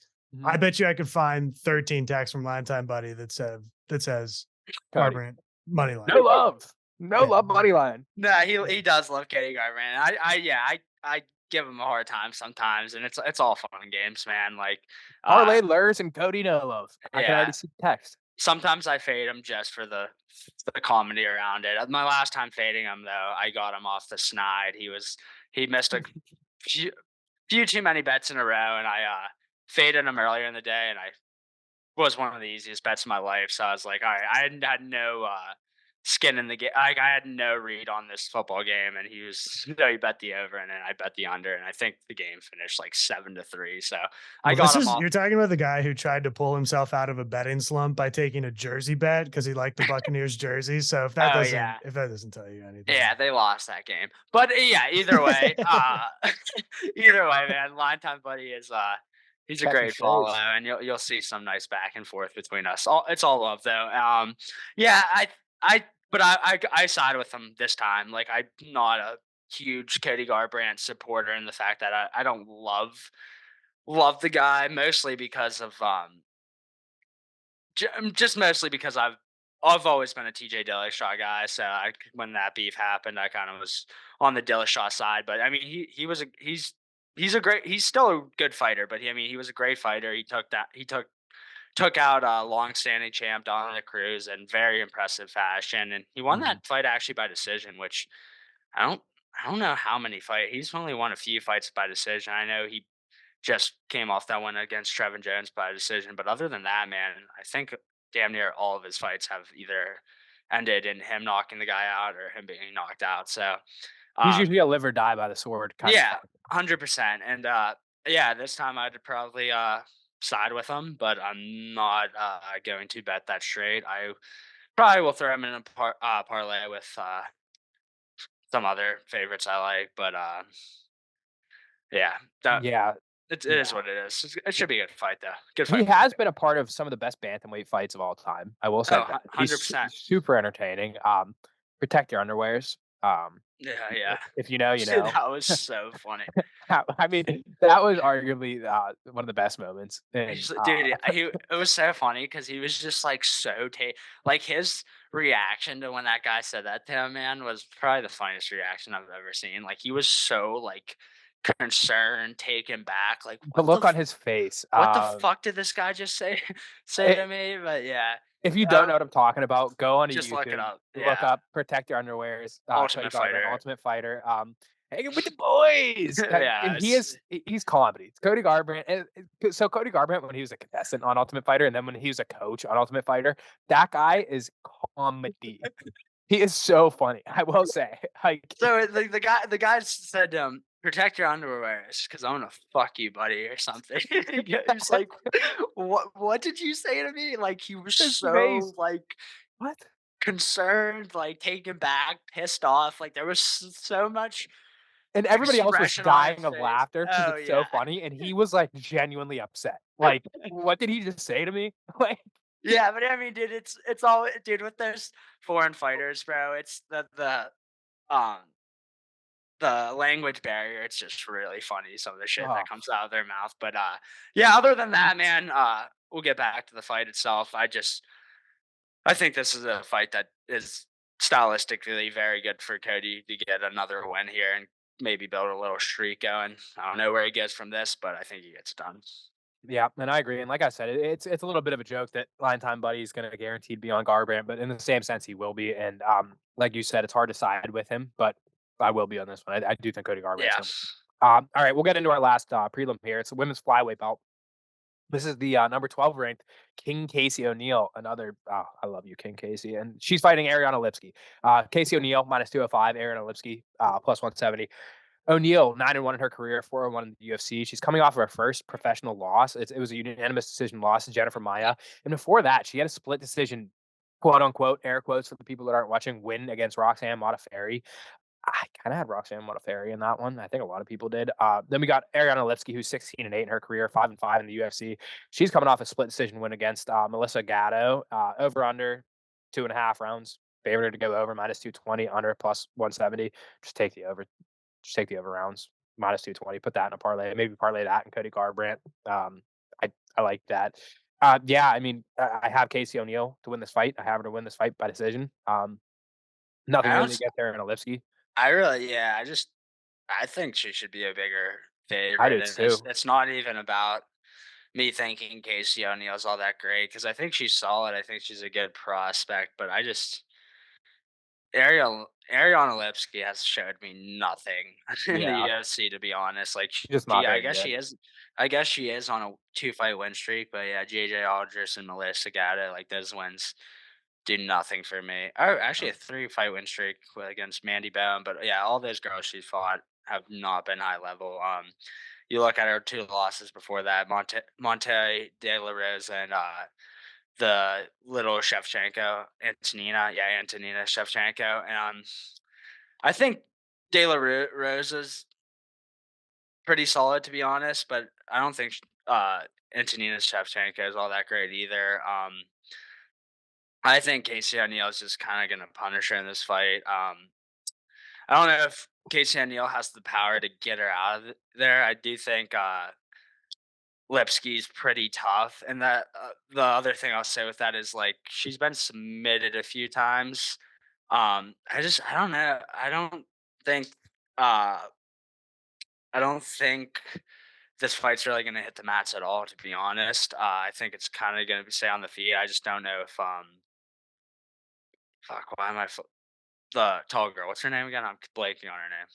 Casey O'Neill. Yeah, Casey O'Neill. I just call it the tall girl. But yeah, Casey O'Neill. I just don't think she has the power to get her out of there. But she could at the same time. She has solid strike. I don't know why I was blanking on her name. I just said her name, but Casey, tall girl, O'Neill. I mean I can see it now. she is fucking tall, man. She But is. yeah, I mean I don't really have anything in this fight other than I'd throw Casey O'Neill on a parlay at minus Yeah. 190. Just not gonna take her She was straight. cornering Jamie Malarkey this weekend, I think, wasn't it? Oh yeah, she probably was. They might be fighting on the same gym. Yeah, they're Australian, and pretty much Yeah. means you're in the same gym. Yeah. Doesn't, but whatever. The All right. So Aussies stick together. they do. They do. That'll do it for the prelims. We'll get into these early prelims, talk about them a little bit. First one, light heavyweight bout. Number 14th ranked, Alonzo Menifield taking on number 15th ranked Dustin Jacoby. Menifield's at a plus 200. Jacoby is about a 245. Menifield's 14-3-1 in his career, 7-3-1 in the UFC, coming off of a round 2 guillotine win over Jimmy Crute. Then we got Jacoby, who's 19-7-1 in his career, 7-4-1 in the UFC, coming off a round 1 TKO win over Kennedy and Zetriku. Only 2 recent losses he has. It's a UD against Azamat and a split decision L against Khalil Roundtree, who we obviously saw last weekend against Anthony Smith. Before that, his last loss was in 2016 in kickboxing.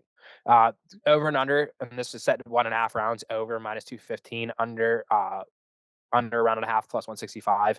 I like Dustin Jacoby. I'd probably throw him in a parlay. I think that he is going to win, and I think that it is going to go over. I could see it going to decision. I just think that Dustin Jacoby all around is a little bit better than Alonzo Menifield. I think Alonzo Menifield has a puncher's chance, obviously, but I think all around Dustin Jacoby is just the better fighter. Yeah, and Mendenfield gases. Yeah. I think Mendenfield has about a 2-minute window to win this fight in the first round. Kind of the read that I have. He has a lot of power. Jacoby's definitely older. This is actually his second stint in the UFC. A lot of people don't remember that first stint because it was so long ago.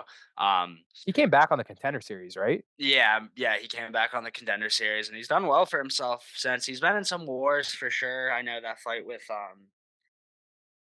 what's his name? The Hulk. Dude, that Ewan Cutabella. I know that was a draw. That was a very good split fight. draw. Weird Split one. draw. Yeah, Jacoby was controlling that fight. Won the first 2 rounds. I'm pretty sure in the third round, or maybe it was even the first round. Either way, he won 2 rounds, but then got 10-8'd in a round.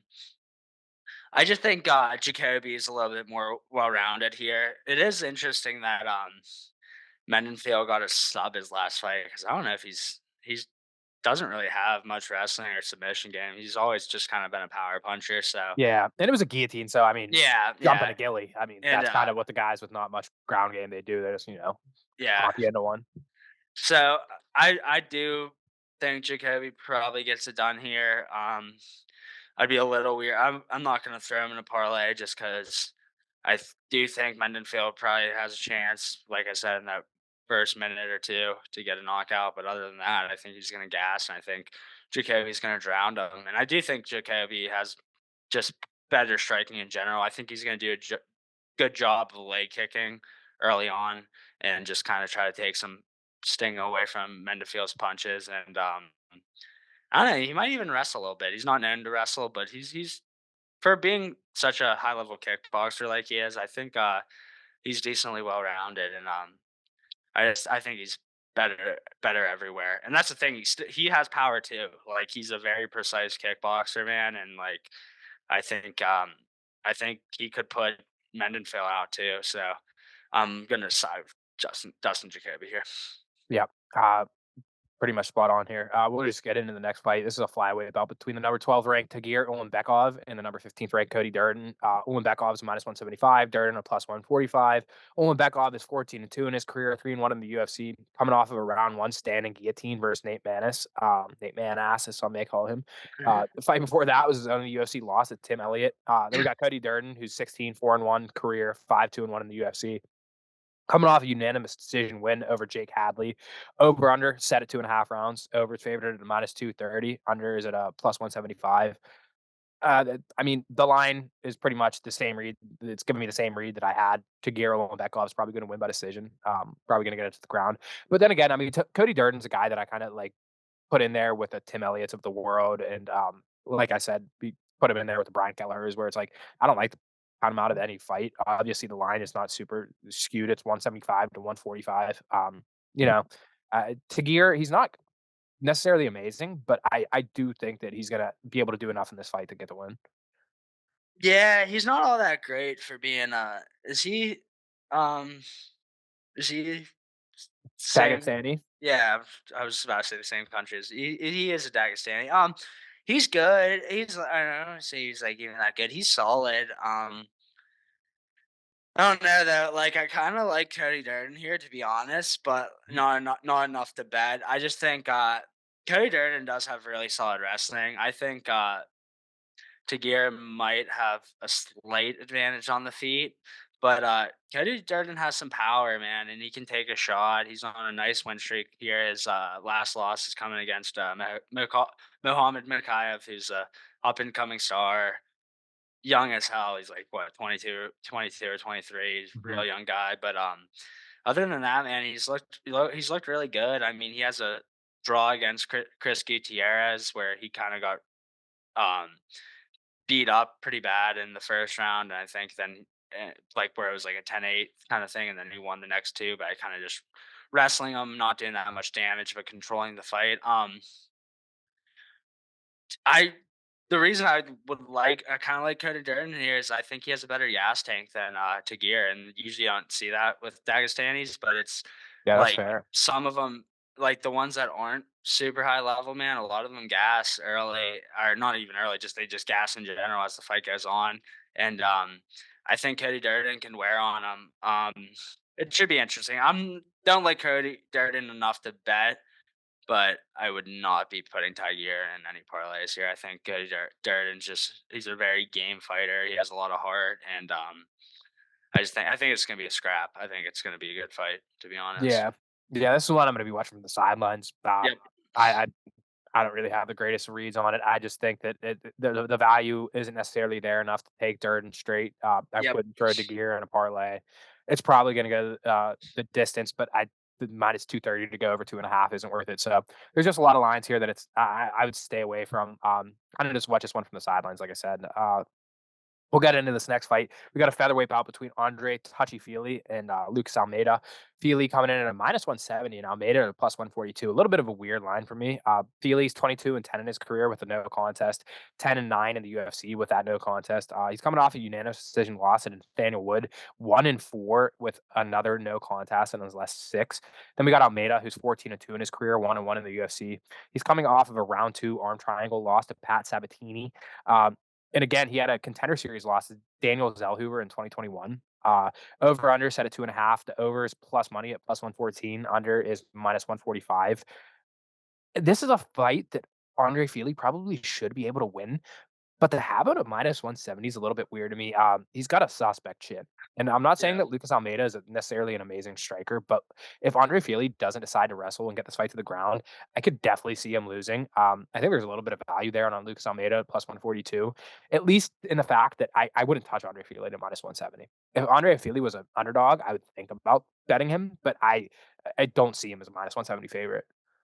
Yeah, this one's interesting for sure. Feely's been on Team Alpha Male since the start of his career, and he's kind of talked about how he's like he said this, like, this isn't me saying this. He said like how he like kind of feels like just like disappointed in his career. Like, like alpha male guys, they're always at the top of the division fighting for titles, number one contender spots, and he's really never got to that point. Like he's 22-10 doesn't sound like the best record, but he's fought a lot of tough guys in his career.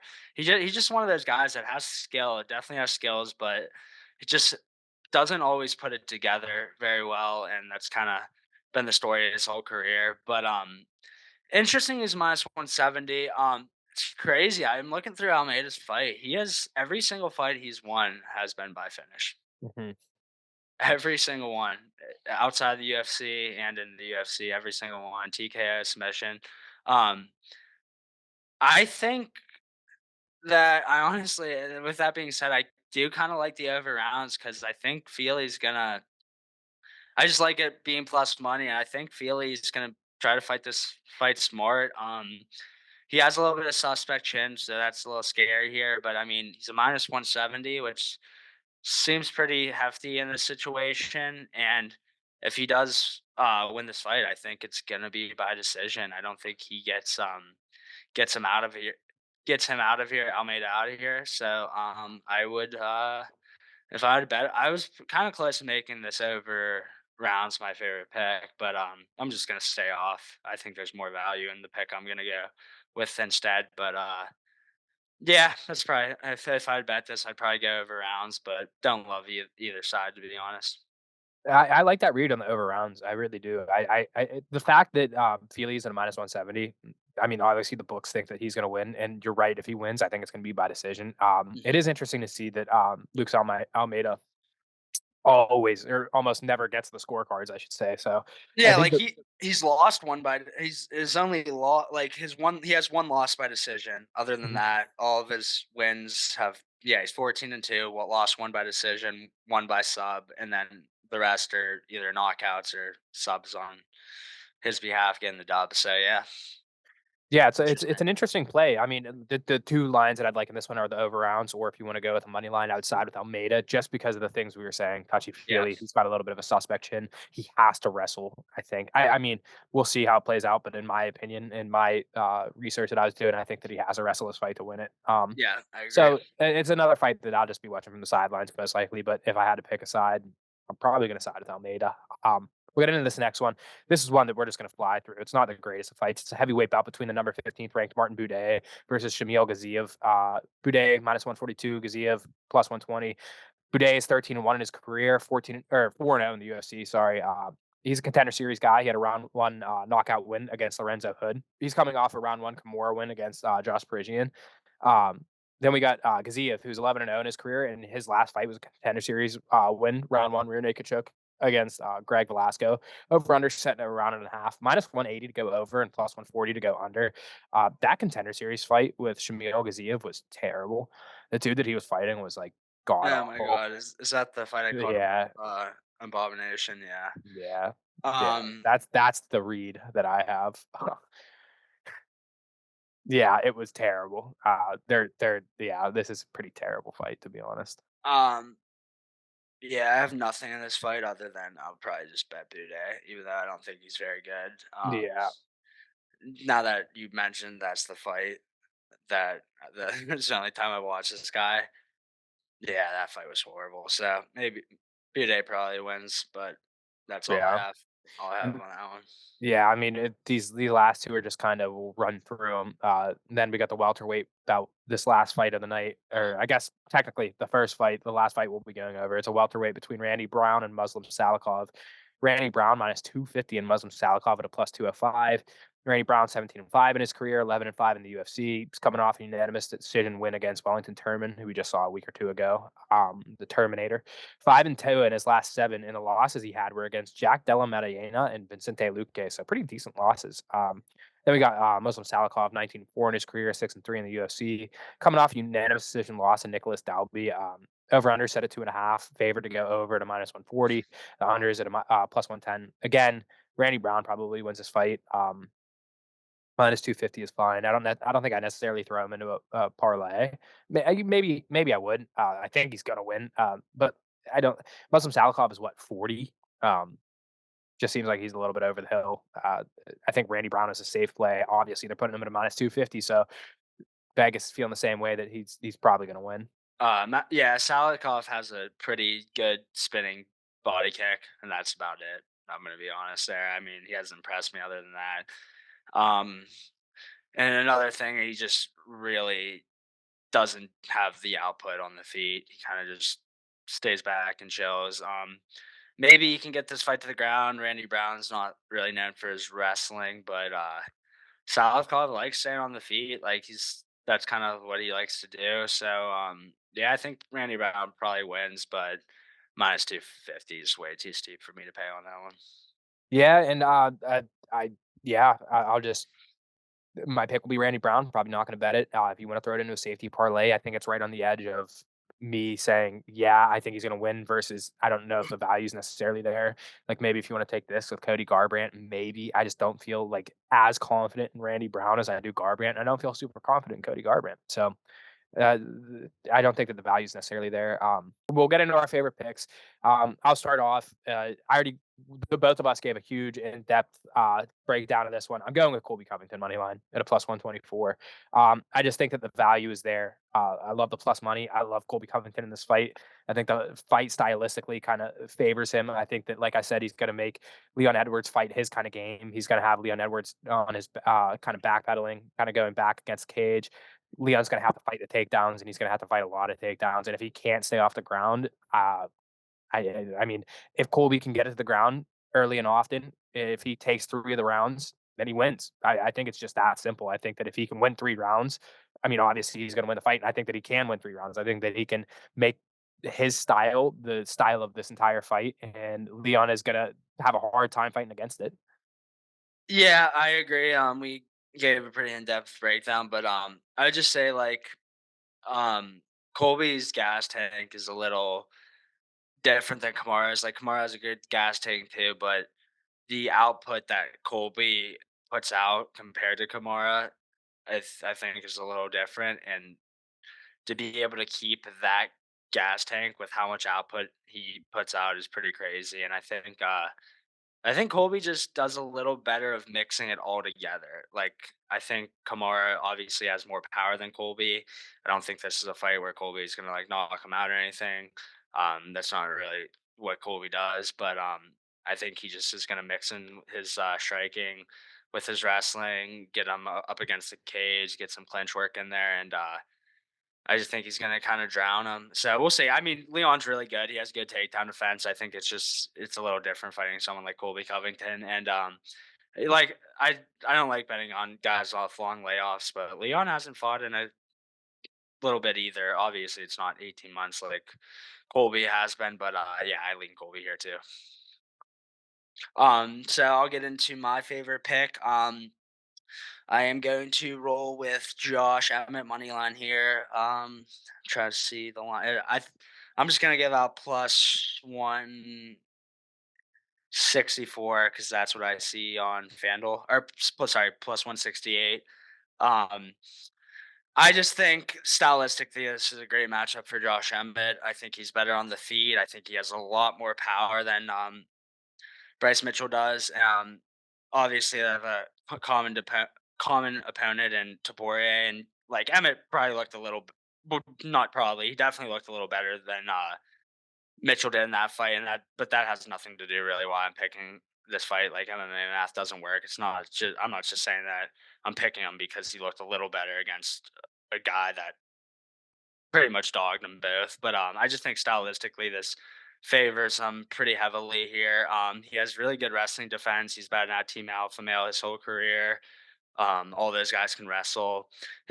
Like, have you really ever seen Josh Emmett get taken down and controlled? Because I haven't. And the thing is, like, his before that he did lose to Yair Rodriguez, but he lost by submission.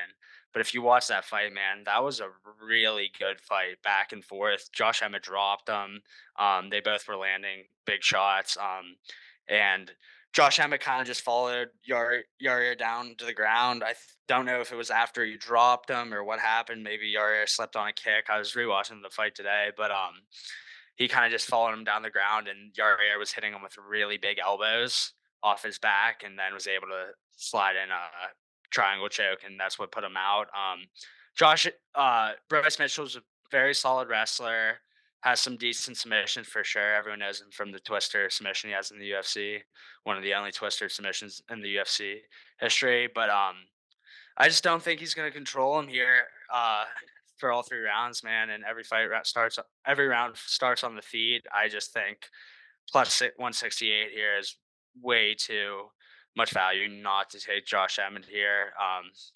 I've been on a little skid, so hopefully Josh Emmett gets me back here. I just gotta stick with my gut here, man. I think stylistically this is a great matchup. The only worry I really have is whenever I bet on older fighters, a lot of times it doesn't work out for me, but I can't not take Josh Emmett here. Yeah, and we're following the trend of giving out these plus money plays. So I mean, that's just something we like to do over here at Line Time, especially in this UC talk. We'd like to give out the plus money, and I fully agree with you, Reed.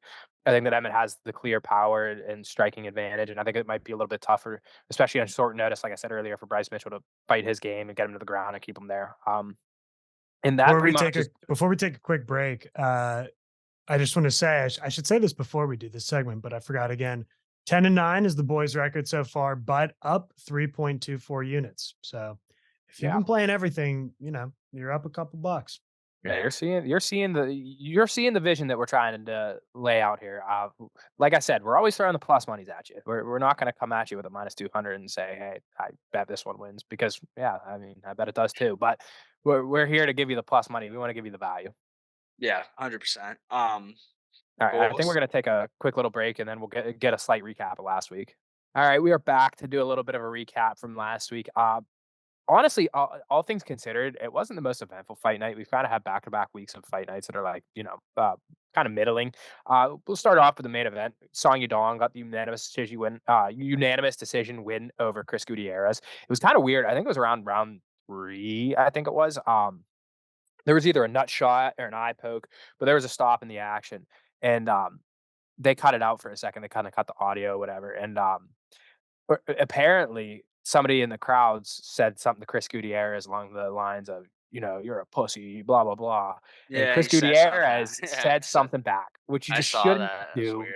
It's Yeah. just a bad idea. It never ends well. I think it was Paul Felder got a little bit animated about, man, that's not what you should do, blah blah blah. And he was very upset about Gutierrez in the 5th round. He kind of just laid down and tried to Yeah. do some weird little sweep, which ended up having him on his back the entire round, basically giving the last round away to Song Yadong, where it wasn't as big of a blowout as it kind of looked after that 5th round. Like, there was no way Song Yadong lost that 5th round, and it's like Gutierrez could make an argument like 2 or 3 rounds, but after he did that, it was just like so clear that Song Yadong was going to win the fight. He kind of gave up in that 5th round.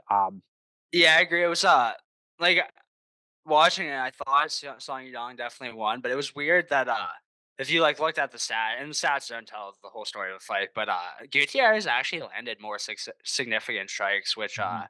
watching it live, like I didn't think that was the case. But like you said, man, you can't just give up the 5th round like that. And it was a relatively close fight, but I mean, Yeah, pretty it leaves a clear, bad clear. taste in the fans and the judge's mouth when you kind Yeah, of just throw that last round away, when you kind of in your own mind have it like, all right, well, I guess I'm not going to win this fight, so I might as yeah, well do. That's just it's a bad taste in the mouth of, like I said, fans, judges, Dana, the yeah, Fertitas, anybody, any and everybody. But another win for Song Yadong. He's climbing the ladder. He's getting up there. It was crazy in the first, like, round, 2 rounds, maybe even 3. It was a battle of the leg kicks. Like, honestly, they were both kicking the shit out of each other's legs. It was pretty disgusting. Like, honestly, Chris Gutierrez, when you said that he's landing more significant strikes, he was landing the bigger leg kicks, and it was like Yeah, that's it was probably getting where to the it point. came from. I think it was on the commentators team, or maybe it was somebody on X, and I saw this calf tattoo from Song Yudong is really hiding the damage that Gutierrez is doing to his legs, and it's the truth. I mean, he was throwing some mean leg hooks, and Yudong was looking at him, staring him down, giving him right back. So it was a war of attrition there for a little bit, and then, like I said, Gutierrez kind of just metaphorically threw in the towel there at the very end. Then we got into the co-main event, Khalil Roundtree and Anthony Smith.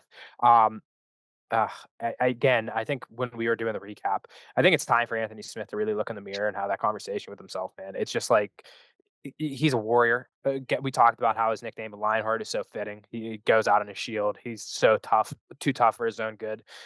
It's another one where he ate a clean shot, and it was just like everything in him wanted to keep fighting, and he Yeah, went down and his body rolled. wouldn't let him. Exactly, and Khalil Roundtree, I mean, you saw the restraint that he had. He could have thrown Yeah. a hammer fist or 2, and he held it there, and he was like, "I don't wanna hit him." I mean, Dude, that was scary. I mean, dude, I right, was like, good on him for fucking not following up there because the ref didn't stop it immediately. It was like mhm. it wasn't even to Anthony Smith. That was like a warning to the ref, like Yeah, like, "Hey, you gotta, like." stop this fight, or you're gonna see someone dying here. But yeah, Khalil Roundtree looks amazing. Yeah, Great, he's really starting to put it all together. I think that's a he 5 really his is. 5th win in a row, something like that. The post-fight, or before I get into that, I will say that was, one of our bets cashed right there. It was the over Yeah, round and a half, that cashed.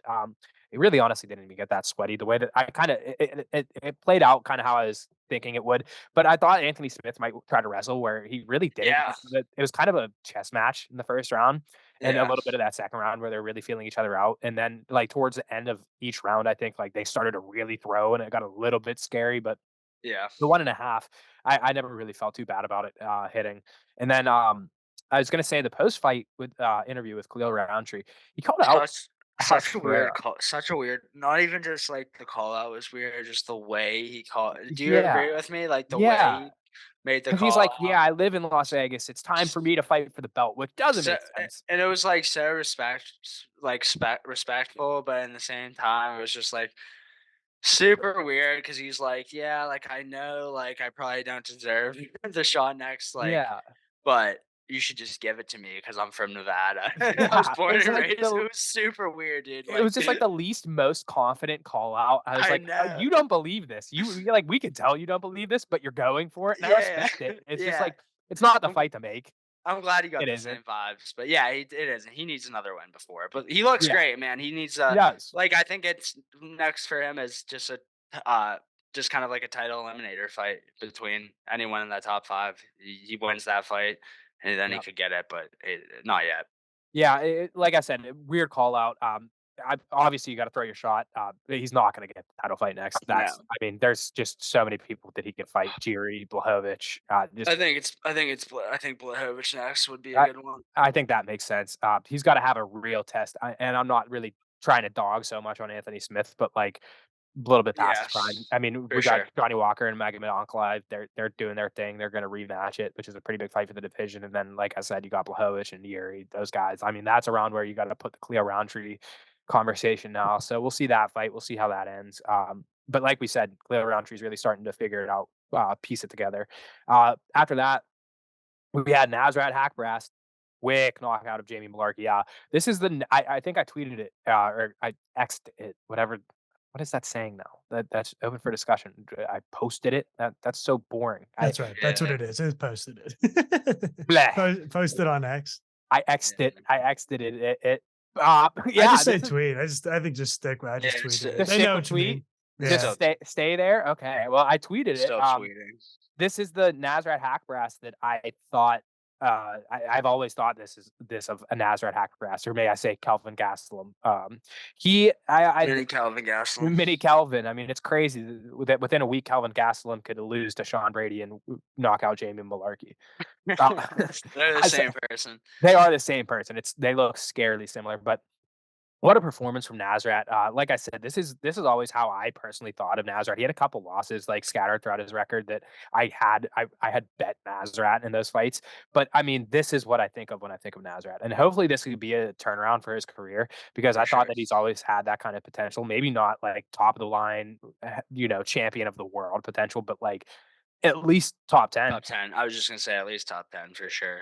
Yeah, I've always thought that of Nasrat, and it was good to see that against Jamie Malarkey. And Jamie Malarkey's no slouch of an opponent. I mean, he's pretty decent. And like I said, he made real quick work of him. He hit him real clean, and there was like no chance of Jamie Malarkey surviving it. So good for Nasrat. And then we got Tim Elliott.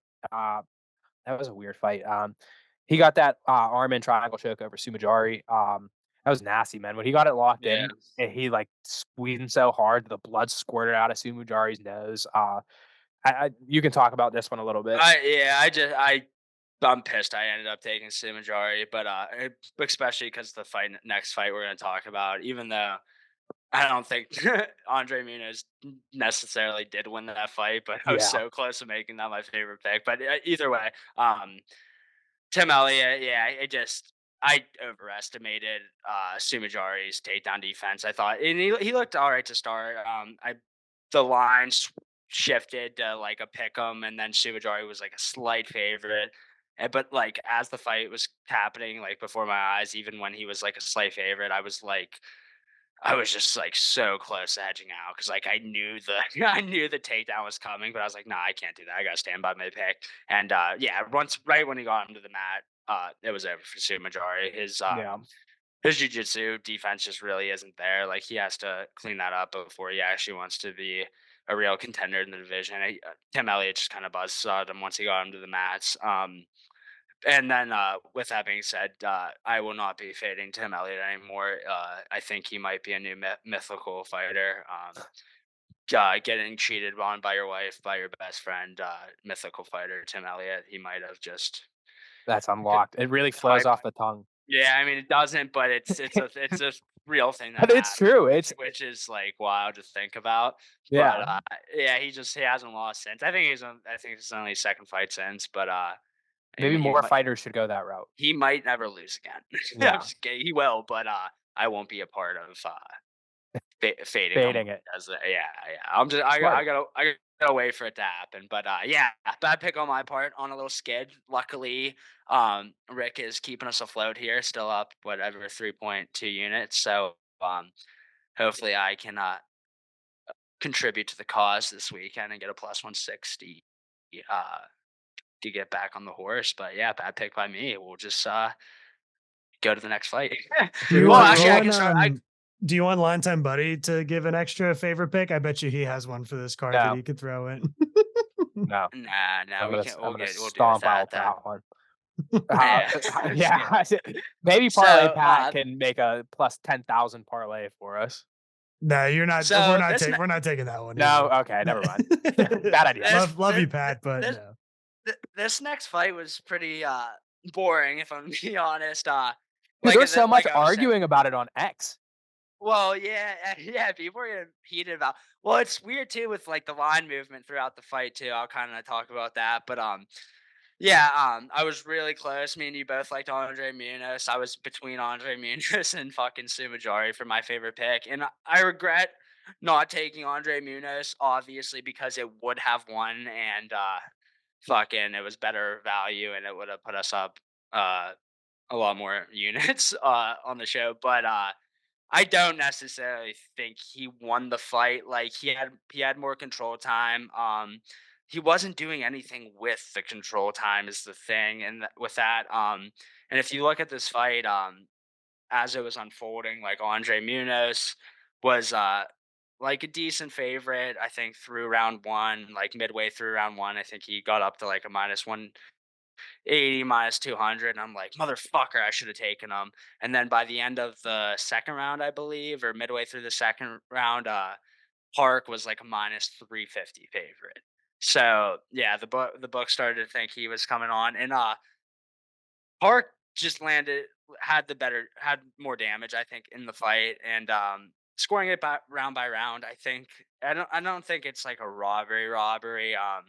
I can see the control time piling up, and that's why Munoz did get the victory. So I mean, I probably would have scored it for Park, even if I even if I would have picked Munoz my favorite pick. I would have just said like kind of got not like even lucky, but like I was on the luckier side of one of those decisions there. I probably did score it for Park, but close fight. I mean, I can't either way. Neither fighter did too much, right? Like, is that kind of what you're like? Not a Yeah, highway robbery by any I was means. I don't. I'm glad that you said just in this sport in general, robbery gets thrown around a little too Way much too for my much. liking. Yeah. That wasn't either way. Whoever won, it wasn't a robbery. It was a close Yeah. fight. You know, it could have gone either way, like you're saying. Honestly, this is one of those ones I wasn't watching the live odds at the time. If I had seen either fighter get up to a plus 300, whatever, I would have Yeah. taken it. Just because, Yeah. like you said, Andre Muniz was controlling the fight a lot more. Park, the Iron Turtle, whatever it is, he was doing more damage. It could have gone either way. Honestly, I was on the other side. I had it for Muniz. For Munoz, yeah. But that's the thing. That's with judges in general and whatever. I mean, the fan base. It depends on how you score. It's a very, gray area kinda thing where Yeah. if you got judges that like the control time and think that he did enough of controlling the fight and not letting the Iron Turtle fight his fight, then you're gonna get Andre Muniz as a winner, and if you get judges that think, "Well, yeah, Muniz got it to the ground, he controlled it for a little bit, but he didn't do much with it," then you're gonna have, Park as the winner. So Yeah. it's just one of those, flip a coin kinda fights where it could have gone either way. It was a split decision, right? I'm pretty sure. Yeah, it was split. So, S yeah, again, that just kind of was the vibe of the whole card where it was like, yeah, whatever. Again, I saw a lot of people on X after that fight arguing the fact that Andre Muniz was the winner, but you know, uh, uh, I can't really see the obviously people probably lost some bets, maybe some parlays having Park as a parlay piece. But Mhm. again, there's just wasn't Park just definitely didn't do enough to sit there and say He for that's sure won. robbery. That's Yeah. yeah, like there's no chance you could, and I guess the books, like you said, they had it live. They had Yeah. Muniz at a plus three something or Park at a Oh, minus two yeah, something. yeah, I think Munoz was, like, the highest, probably, like, plus 280-ish. Park, like, Yeah. plus 350, around it's- there. So the book saw it the way that I guess the majority of fans saw it, but you know, It's tough, and it's like, yeah, it's supposed to be damage first, but when the damage isn't that clear cut yeah, and you're getting controlled like that, it's not very clear cut. And like you said, people throw around that word robbery way too much because way too much. there are clear robberies in the UFC that you're just like Like Jared there's Gordon and Patty Pimblett was a robbery. That yeah, was a heist. I've seen multiple times where someone closes at like a minus 800 and they lose Yes. the fight somehow, and like Yeah. and it's not the books being stupid with them. Like, no, they deserve to close at a minus 800 and Yeah. they just get completely robbed. So, yeah, not a very exciting fight. Pissed at myself for not taking Muniz, but hey, we move. Roll with the punches. And Yeah, yeah, it sucks that that word does get thrown around so much. It really takes the value away from the term robbery and martial arts in general. And yeah, man. Outside of that, Kevin Uset, Jussie Smollett, whatever his name is, he looked all right. I know when we were Jesse's doing. I wallet. don't know why. Every time I see that name, I'm like Jussie Smollett. Not even close. It's Yeah, no, Kevin Uset. I was I, like really confused when you said that for a yeah, second, but I don't. My brain works in weird ways. that's pretty funny. But anyways, he looked good. I was wrong about that one. I read that one completely wrong. But yeah, like I said, kind of a middling card. We said last week when we were breaking down that card that this week was going to be like the big card. I think we proved that. This is going to by far be our longest episode over here at the Line Time Sports UFC Talk. I'm going to give ourselves a round of applause because nobody else will. Good job today, Hammer. Good Yeah, job today, Oscar. thanks, buddy. Yeah, it was a great episode. It was great fun. As always, we'll be back next weekend to recap our picks, recap the card in general. Um, if you're ever going to tune into a pay-per-view, this is the one to do it. For There's sure. so many good fights. There's so much entertainment. I think I said that about the last pay-per-view with Pereira and Yuri because there was a lot of good fights on that one too. But again, the UFC is really closing out the year strong with this card. And I think that this is the last card of the year. I think that they're Yep. Yeah, yeah, should be. Yep. December 30th. yeah, Yep. That'll be yeah. the new year. So the next time that I guess we'll recap next week, and then the next time you hear us breaking down some fights, it'll be the new year. It'll be 2024. We'll be old men, probably have a little bit of gray in our hair and beards. So yeah, again, thank you guys. Thank you everybody for listening. Share this with your friends. Help share it with your foes. Get the word out. Yeah, yes, sir. I'll see you next one, brother. All right, I'll see you guys next time.